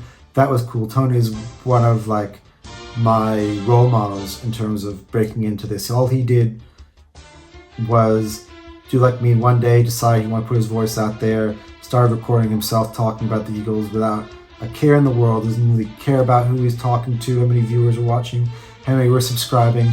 Became a producer at Jacob, and now he's doing amazing things post Jacob. Like even on Jacob, his rise, he co-hosted Sports Take until that show was no longer. He was doing what Xander is kind of doing now with Dan, having almost a daily or weekly segment on the National Football Show. And then he moved on, and he's gone back to his original baby, the one that started it all, Chalk It Up Sports, and it's been doing great. I'm super proud of Xander, super happy to kind of watch his journey, and it was super awesome to be on his show with him this year. So thank you to you, and thank you to Joey Shakes as well, who I've been also following for a very long time, the Philly Shakedown podcast with my man Philly 500, who's been a good friend of mine, a good person I've been leaning on and getting advice in this business as well. I haven't had the privilege yet to be with Philly quite yet, but I want, and I'm determined to make that happen at some point. But Joey, the other half, the better looking half of the Philly Shakedown podcast, had me on last week, a couple weeks ago. I think it was prior to the game we played against Washington, and yeah, it was really fun. And thank him as well for allowing me the privilege to come on air with him and share my thoughts on the Birds. So this is just the beginning for me for covering the Eagles. I kind of want to start with myself before I talk about the team as a whole. As this number 3 in this top 10 countdown. And next year, covering the team, and hopefully we're covering a Super Bowl champion going into next year. I hope to take this thing to even new further heights. So big things to come. That's what I'm saying. This is just the beginning here at Hotspot. Let's talk about the Eagles team, though, overall. Look, there are a lot of doubts coming into the season because of the backslide. I myself just kind of had this kind of wait and see approach. I didn't talk a lot about the Eagles in the off season. I didn't come on. I mean, I obviously did a draft. We did a draft show, a mock draft, where I talked about who I thought the Eagles could pick. I was wrong. Who did I have the Eagles picking? The guy who ended up in Miami. Chop Robinson, who has been awesome this year, so I wasn't wrong. But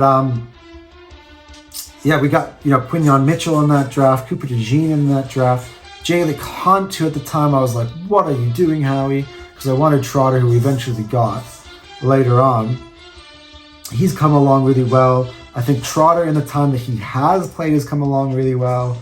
I like some of the young O-linemen that we picked. I like Johnny Wilson at certain times. Anaya Smith got us for his touchdown last week.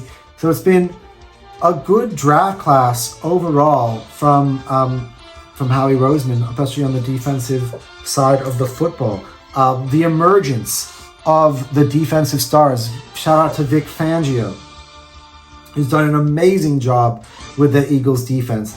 There's so many first round picks that Howie has accumulated. First round, second round, a lot of just really high rated college guys, a lot of players who played for the same team at Georgia.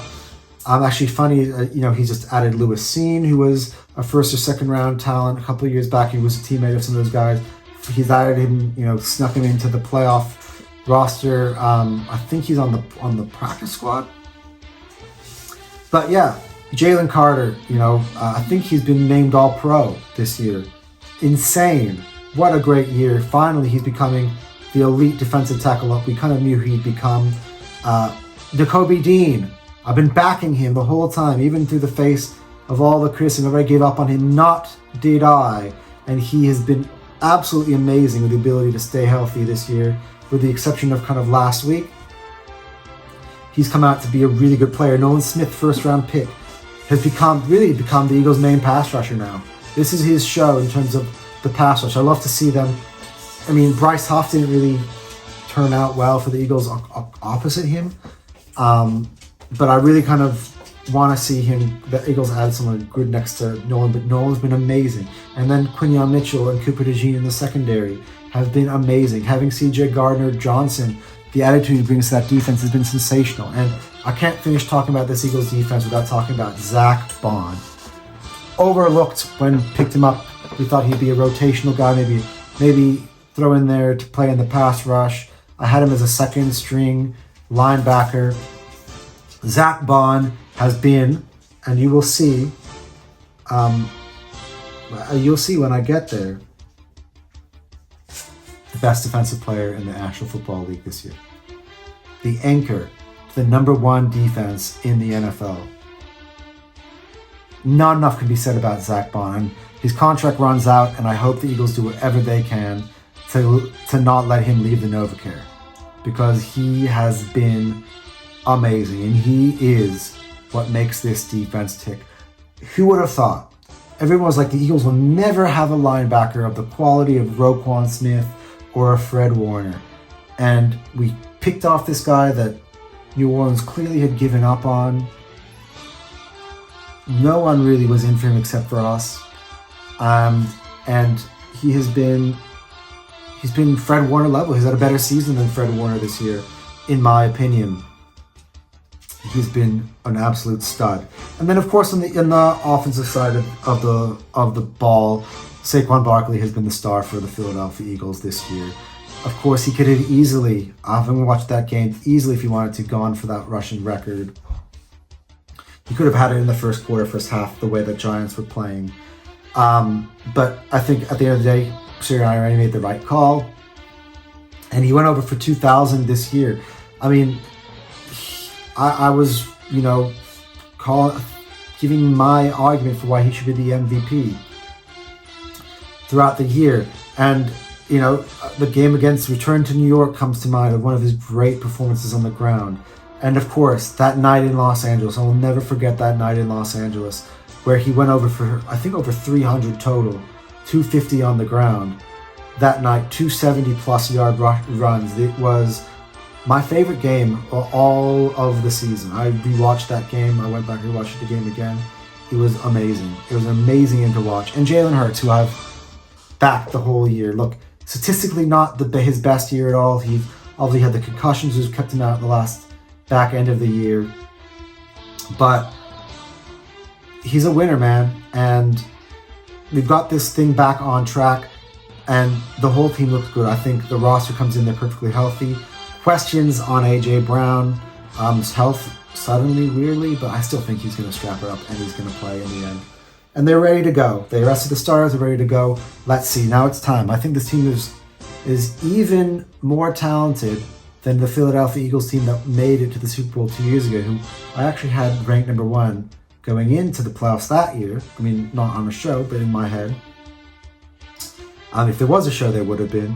And this at number 3, this Philadelphia Eagles team has been amazing. So I took time out to talk about, my season covering the Eagles a little bit here at number 3.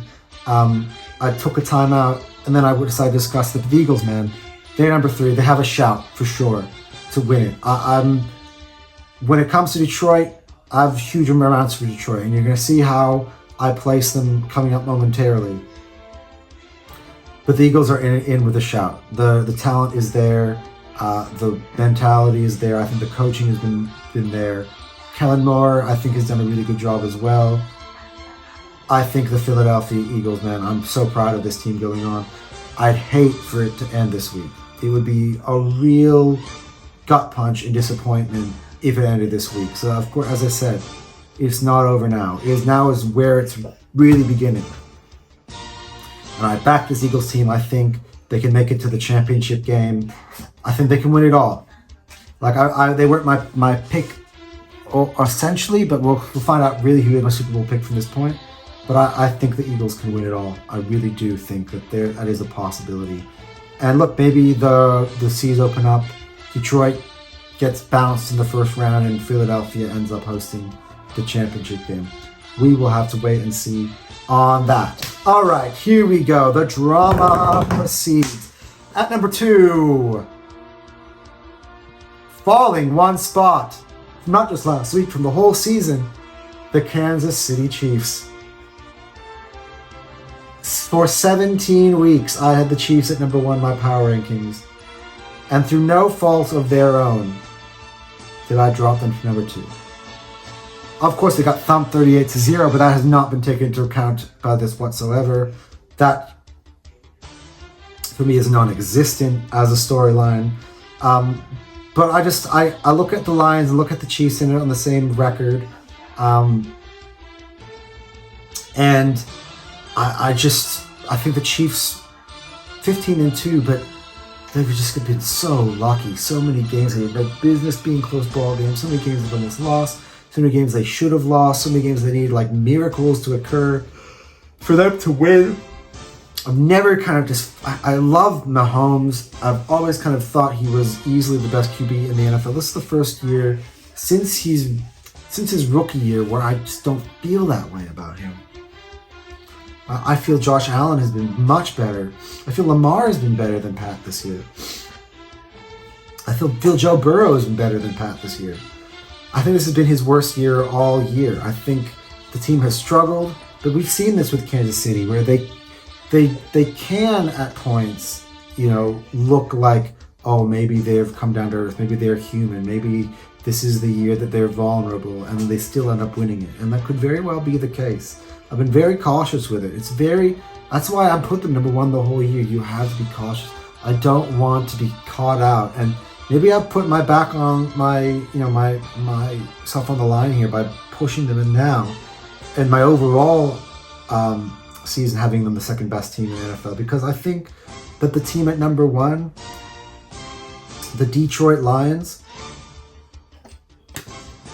has been the best team, most consistent team in the NFL this season. They lost 2 games this season. One in week 2, way back in week 2 against Tampa. And that's kind of as the season was settling down. And of course, Tampa was fully healthy at that time. And they made a statement that week. And then, of course, the game against Buffalo. It's interesting. They're actually undefeated on the road 2 losses, both came at home. But let's run the tape on this Detroit Lions team. They've been on a team on a mission. They're a team that no one expected to. They were I still think they kind of are, the darlings of the NFL, the Cinderella ride of the NFL. A team that's been in the doldrums for many, many years. And they had a big lead in the NFC Championship game last year. At halftime, I kind of thought that the Lions would end up the team in the Super Bowl. And I was happy for them. I wanted them to win it. And they fell apart. The 49ers made a historic comeback. And they kind of came back licking their wounds. And I think the GM has done an amazing job. Think about the draft just a couple of years ago where, they trade back. They end up with drafting Jahmyr Gibbs in the top 10. No, top 10 or 11, something like that. And then they pick up Jack Campbell, who I thought was a second round talent, and then they pick him in the first round. And the team has been good. They finally have a healthy Jameson Williams. They had injuries throughout the year on defense, and I've kept trying to, back of my mind, kind of using that as the reason why they might not win it all.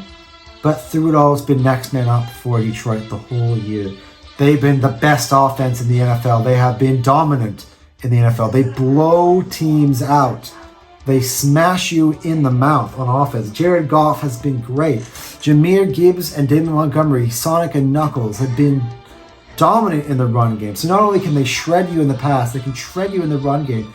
And Sam Laporta, from that same, I think he was the second round or third round pick in that same Jahmyr Gibbs draft. And third round, because they also picked Brian Branch, who's been really good for them. Man, the team is really well young, and they've been missing Aiden Hutchinson, who got hurt. And again, I've underestimated them. I dropped them because of the injuries and stuff like that. And there were times where I was kind of worried, especially coming out of that Buffalo game. They were all kind of worried about them, all the injuries that happened in that Buffalo game. And looks like some of the injuries weren't as bad as feared. Looks like Montgomery's coming back. But look, I think the Detroit Lions, after I watched them against Minnesota, a team that was top 3 at the time, dismantle them. And I was just thinking, Kansas City wouldn't dismantle them if they played this game at Arrowhead. They just wouldn't. The evidence has been there that they wouldn't do so. And Detroit did. And so Detroit, congratulations to them. You are number 1. And by the way, in that game, we got Anceloni back coming as well. But anyway, you are number 1 best team in the NFL this season, according to me. You finished the power rankings as the best team in the NFL heading into the playoffs. Now, it doesn't mean that I believe they'll be the Super Bowl champion. I believe that they were the best team throughout the regular season, and they've been the most dominant team, and they deserve to be in this spot at number 1. So that has been my list. Let's just kind of quickly go over. This is another thing. Just missed out on the list. These are the rest of the playoff fields. And I gotta say, I toyed with the idea of putting Tampa in. It was between Denver and Tampa, and I just thought I was convinced by Tampa, by Denver. See, that a lot of people have put Tampa in their top 10, and haven't put Denver, and I'm just like, how could you see a Tampa team that fell so behind early, showed vulnerability behind a Broncos team that made it a foregone conclusion not long after the game started against Kansas City that they would be in the playoffs? They absolutely romped them. It was a statement, and I think they've been really good. I think they've been good this year, and I think this is going to be an interesting game, as I said. But anyway, the other 2 teams that I just missed out on, I wouldn't say missed out, I kind of didn't put them in, the Rams and the Texans, so I don't really think that very highly of. I know I've kind of been low on the Rams, although I picked the Rams to win games in specific spots, I gotta say. So when it comes to me picking the Rams in upset wins, I've been very good at it.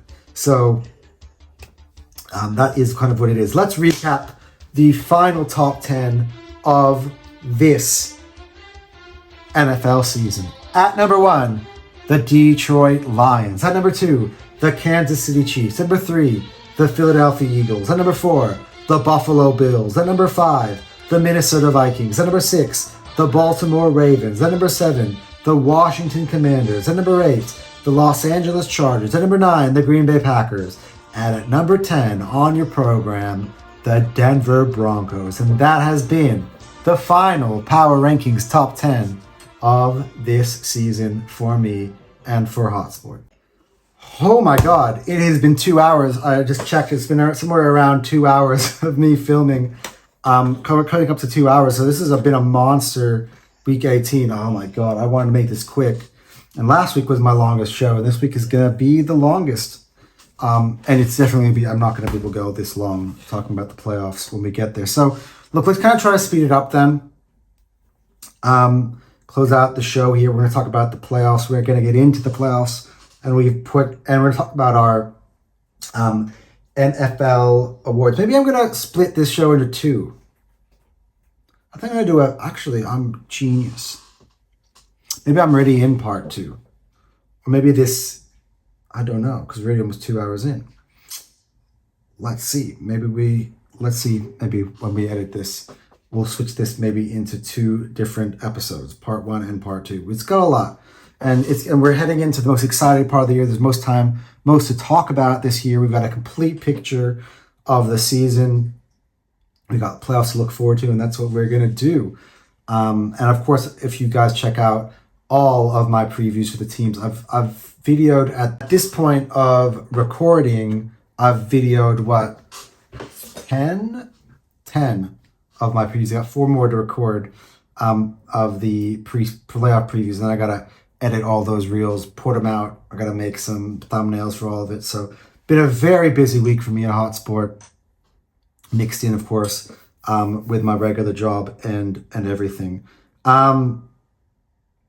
So let's get in there and let's preview the playoffs, shall we? So let's take a look at the final playoff seedings now going in. That's going to do this quickly instead of doing talking about playoff scenarios. We're just talking about the playoff seedings, the final ones, and then we're going to preview some of the games, and then we're going to wrap up by giving my end of season awards. So we're going to definitely try to quicken this up.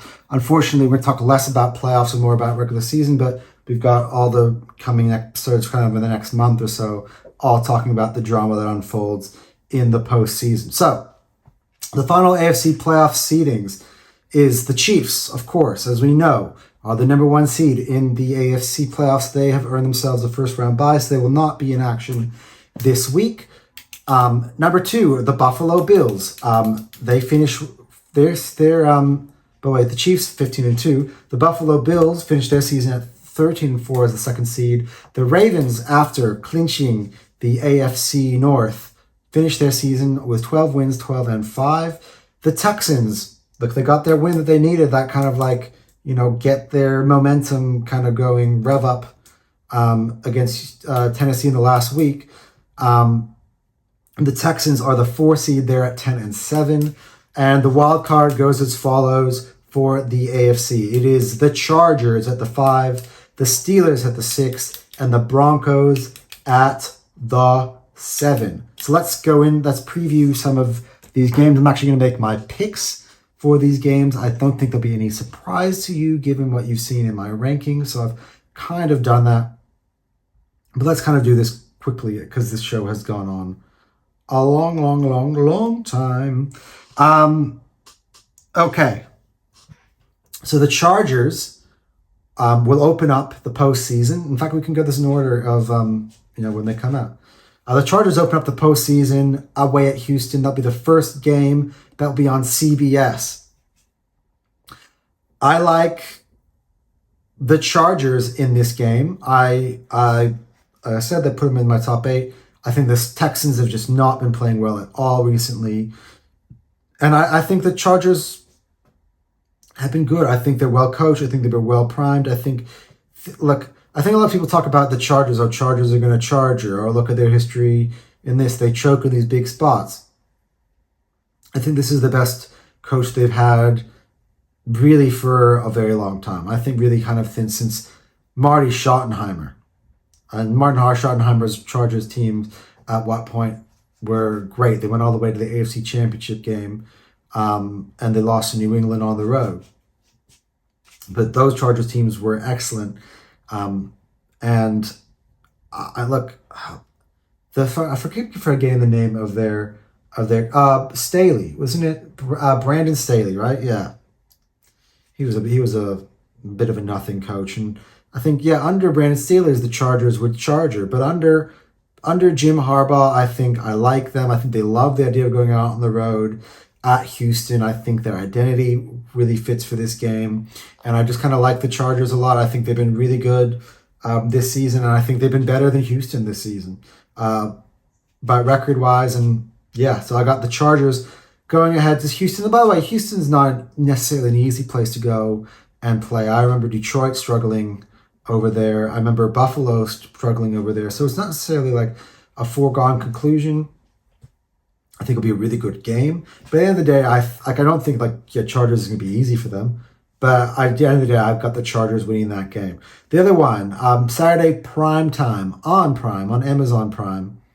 The Pittsburgh Steelers and Baltimore Ravens. This is the real determination, the real, AFC North Championship game, Part 3. The Steelers have had their time this year where they were really good on defense, and Russell Wilson was coming in and he was making a difference on offense. The times where the Ravens looked really good right now. Times where the Ravens looked a bit, questions about them. And they've kind of been jostling back and forth, and I feel like this is an appropriate place for the two of them to go. And I'm 1-1 I've picked the Baltimore both times. Actually, the Steelers one, I picked Baltimore on the fly as I was coming in there. And I'm going to pick Baltimore all 3 times. I mean, just look, I get it. I think in his career, Lamar Jackson has struggled against the Steelers. He struggled in the playoffs.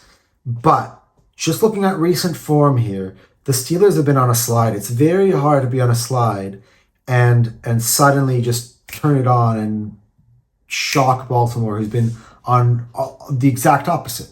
So the last 4 weeks for Pittsburgh have been a slide. The last 4 weeks for Baltimore have been a revelation. So they're completely different sides of the scale. I think it's tipped in Baltimore's favor. Baltimore's at home. I thought, the last time that they won against Pittsburgh kind of set them up for this position where they had this opportunity to host this game. And I always kind of felt like one way or the other, this would be the matchup this week. And I've got the Ravens. Yeah, it's just perfect sense to get the Ravens. It sucks, but this is the Steelers. This is kind of the way it is. They kind of end game seasons, or they come into the postseason just kind of like backdooring their way, stepping their way out of the playoffs. And I kind of feel like it's kind of feeling that way as well. And finally, in the AFC, the Broncos. My Broncos. I'm my Eagles, but you know what I mean. I love the Broncos. I went from a team that was really critical of. See, Rams fans, by the way, guys.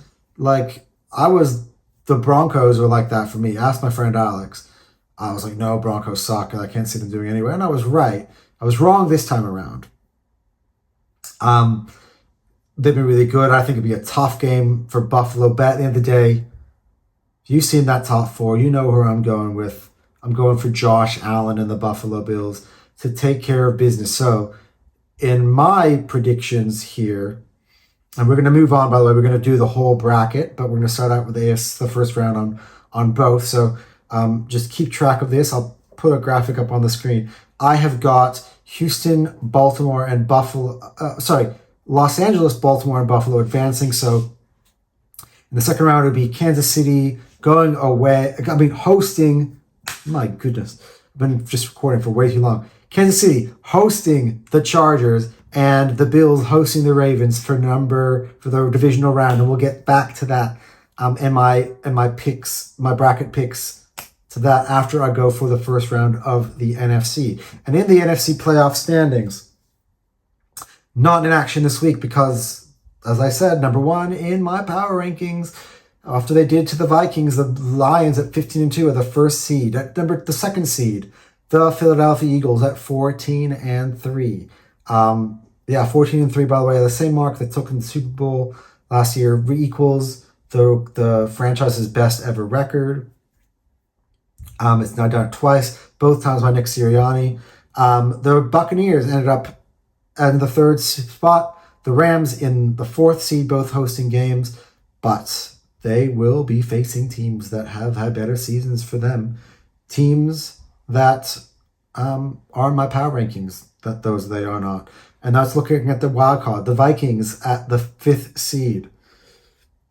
They're the fifth seed as well in my rankings, as you see. The Commanders at sixth seed and the Packers at the seventh seed. So let's take a look. And the AFC will be in the books before we start turning our attention to the NFC. It's an interesting way that they've formatted it this time around. Sunday afternoon on Fox, the big game, America's game of the week. The big Fox Sunday afternoon kickoff. The Green Bay Packers head to Philly, to the Link. And look, I'm not going to do any disrespect here to Green Bay. You know that I've spoken highly of them at many points in the year. I spoke highly of them today. But I just think the Eagles are good. I think we're rested. Jalen Hurts is going to be back. I think the Packers made a mistake playing the starters last week. And I think that I don't know about the status of Jordan Love as well. I think that's kind of been hidden when people have been talking about it. They're going to be missing Watson too.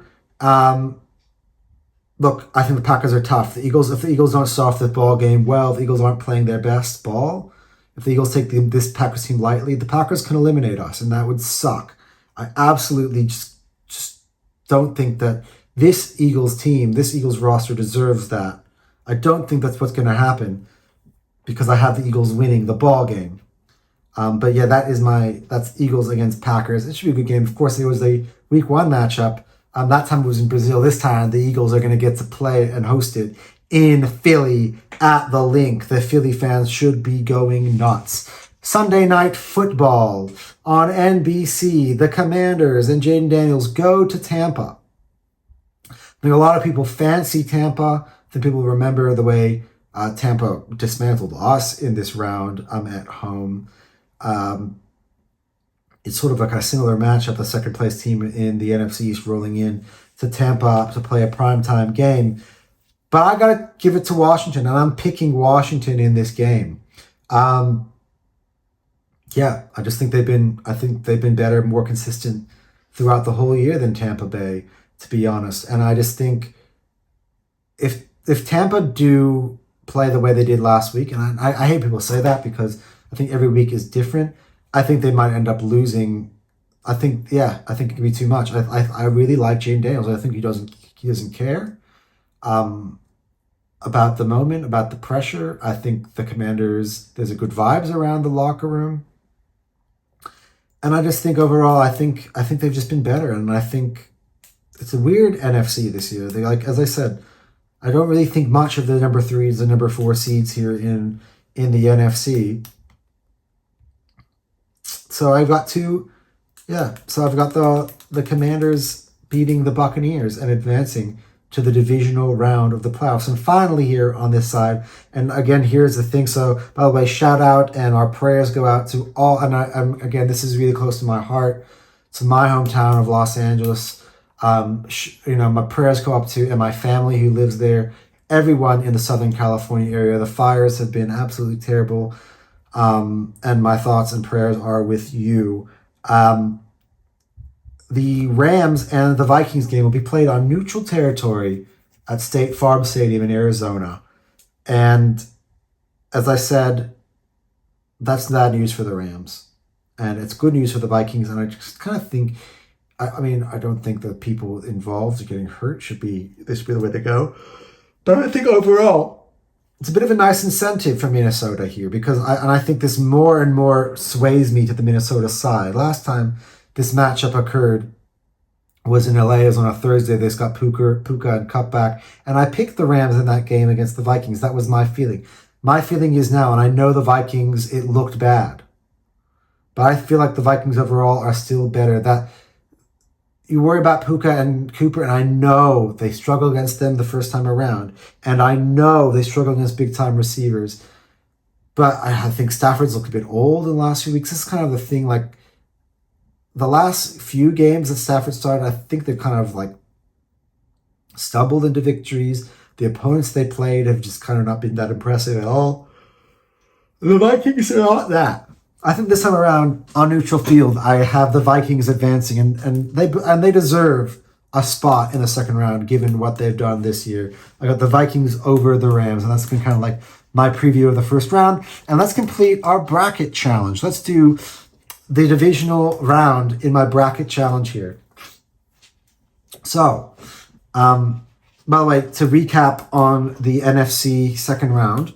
So, by the way I have it, the Lions will host Washington in Detroit, and the Vikings will head to Philly to take on the Eagles. Okay, let's go back to the AFC. So, I have Kansas City against the Chargers.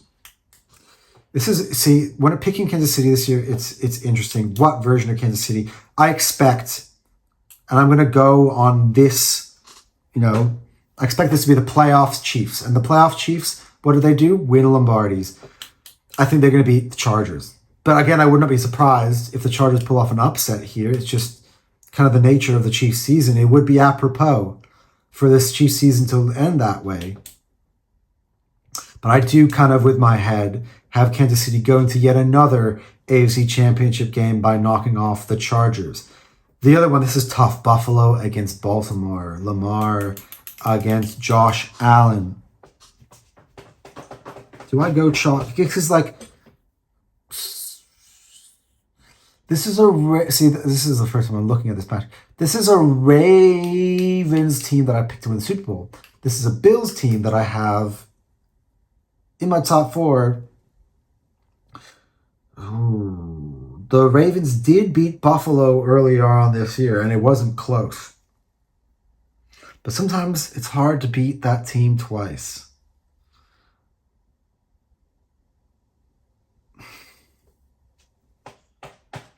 I think this is Josh Allen's year, and Lamar.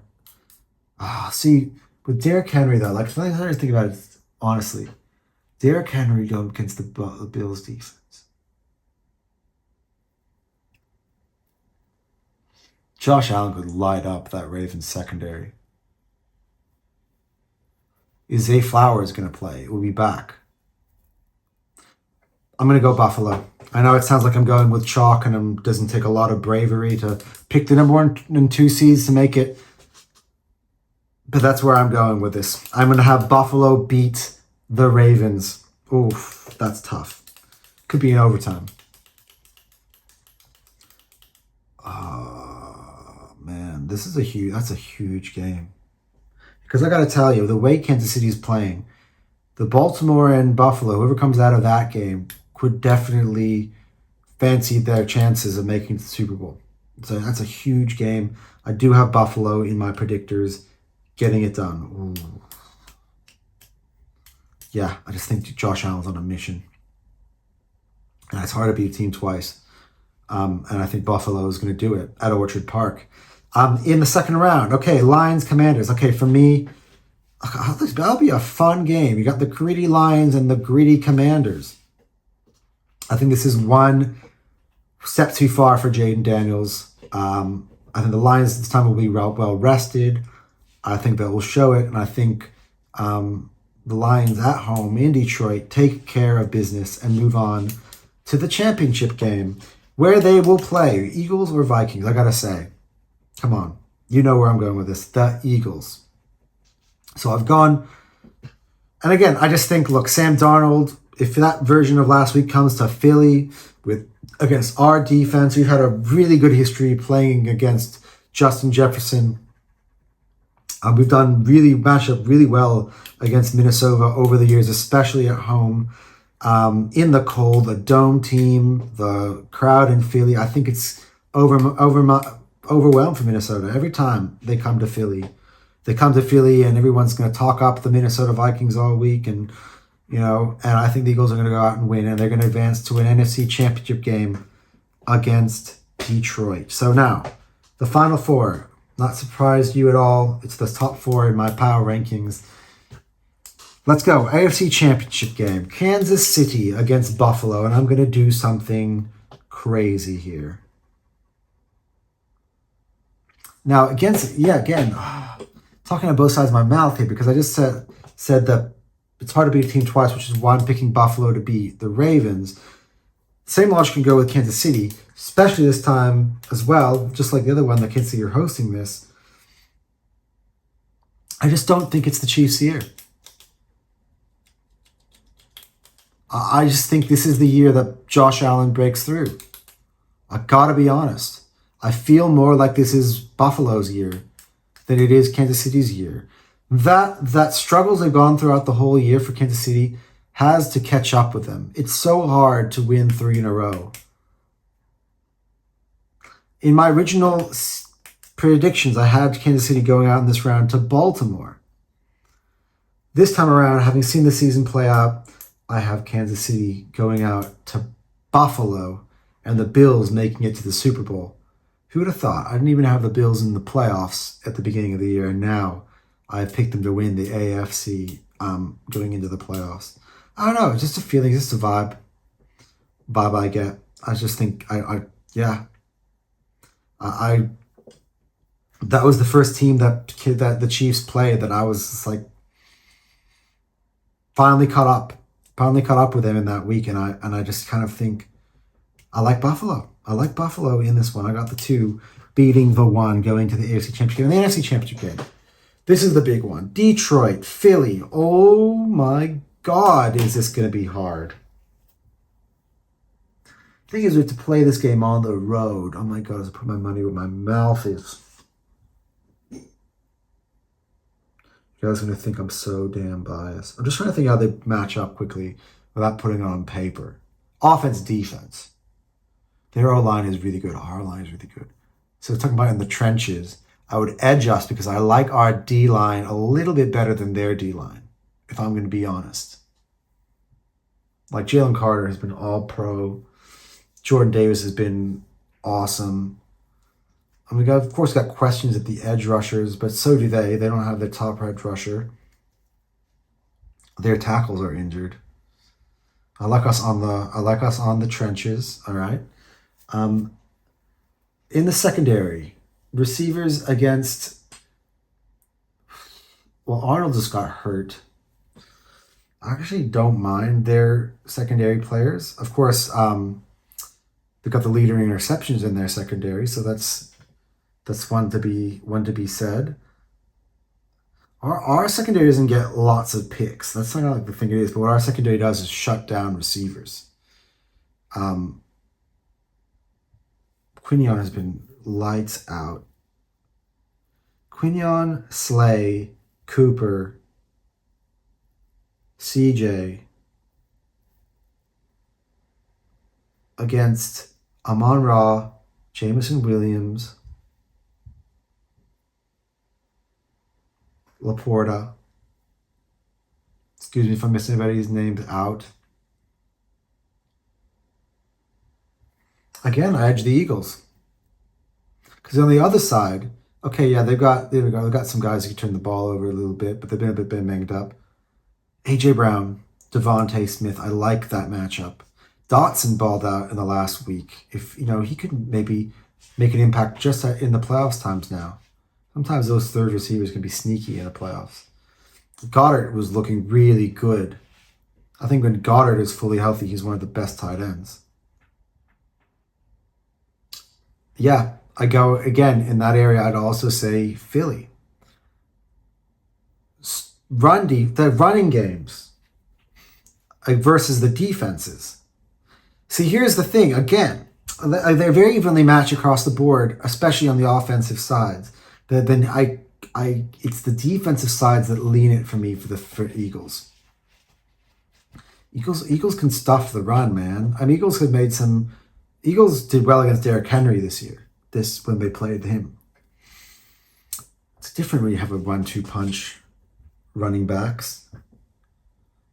But can that Lions defense have an answer for Saquon? I say the answer is no. I get Eagles again there too. Quarterback, look, as much as I love Jalen, I think Jared Goff has been better. I think he's more reliable as a passer. Jalen makes his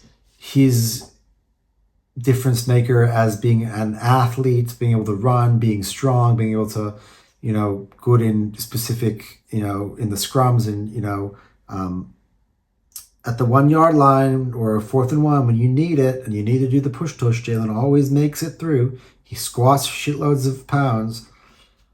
He's a leader. He's a winner. He wins games. You can make an argument to say that for Jared Goff in some respect. I'd give the Lions this one by an edge. But overall, they're at home. And that's not a huge thing. Coaching. I love Dan Campbell. I think Darren Sirianni's had an under radar similar type of year to Dan Campbell. I think people underestimate having to be able to the scrutiny that he was in, the disrespect that he was getting, and for the fact to take that team that was on a backslide that lost Kelsey and Cox, and to make them this juggernaut again, to rebuild the juggernaut that he once had, is huge, and he's been in a Super Bowl. I'd say that's about even. So overall, I edge Eagles. Now, I'm not. I've broken down for you. I'm not trying to be biased. Overall, I edge Eagles. It's going to be hard, man. This is not talking about like pumping my chest out. But I think at the end, even on the road, the Kansas City did it on the road last year. I have the Eagles-Bills in the Super Bowl. And the winners of the Super Bowl this year. Oh my God, everyone's going to laugh at me. But I've been saying it all year on my show, so I might as well do it now. I've got the Eagles as my pick to win it all going into the playoffs. And I could be next week, and I'm already wrong about that, and I swear. I'm really nervous about this game. I think all playoff games make me nervous. But there we go. That's it. All right. Final segment of the show, and then we're going to move on and end it. It's been a really long show. So let's do let's do this. We'll fly through this and we'll end. This is the final segment of the show. This is our end of season awards, and this is who I would put down in my ballot. And the way I've done this is I've put who has won it, and I've put who special mention. Let's start off some of these. Special mention. This will start with Coach of the Year. Special mention to Kevin O'Connell, who's done an absolutely incredible job with that Vikings team, a team that has been the surprise of the year.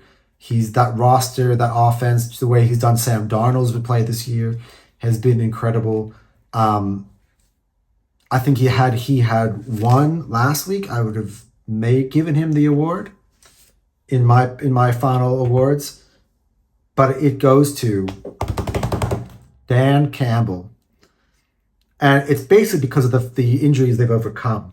The next man up thing, the consistency from start to finish. As I said in my Detroit Lions thing, that the fact that two teams 14-3 are not the number one seed in the NFC is a testament to the consistency that Detroit had all season long. They had so much adversity. They didn't care. They had no team in these playoffs, NFC playoffs right now, really had as many injuries throughout the whole year than the Lions. And the Lions went ahead and they finished with the number one seed. It's been a man on a mission, Dan Campbell. I criticized him last week for playing the starters in a meaningless game, really, to get his revenge over San Fran.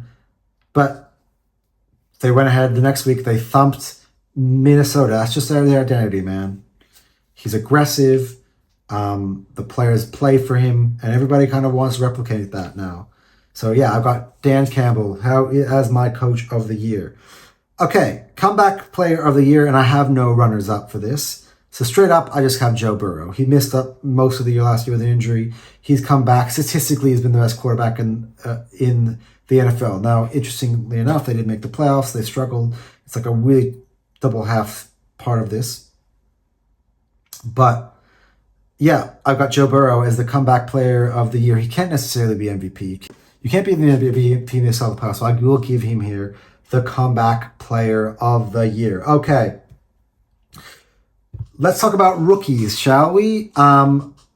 Defensive Rookie of the Year. Special shout out to my boy Quinyon Mitchell. And I think the reason why he didn't win the Defensive Rookie of the Year is because he didn't end up with a pick.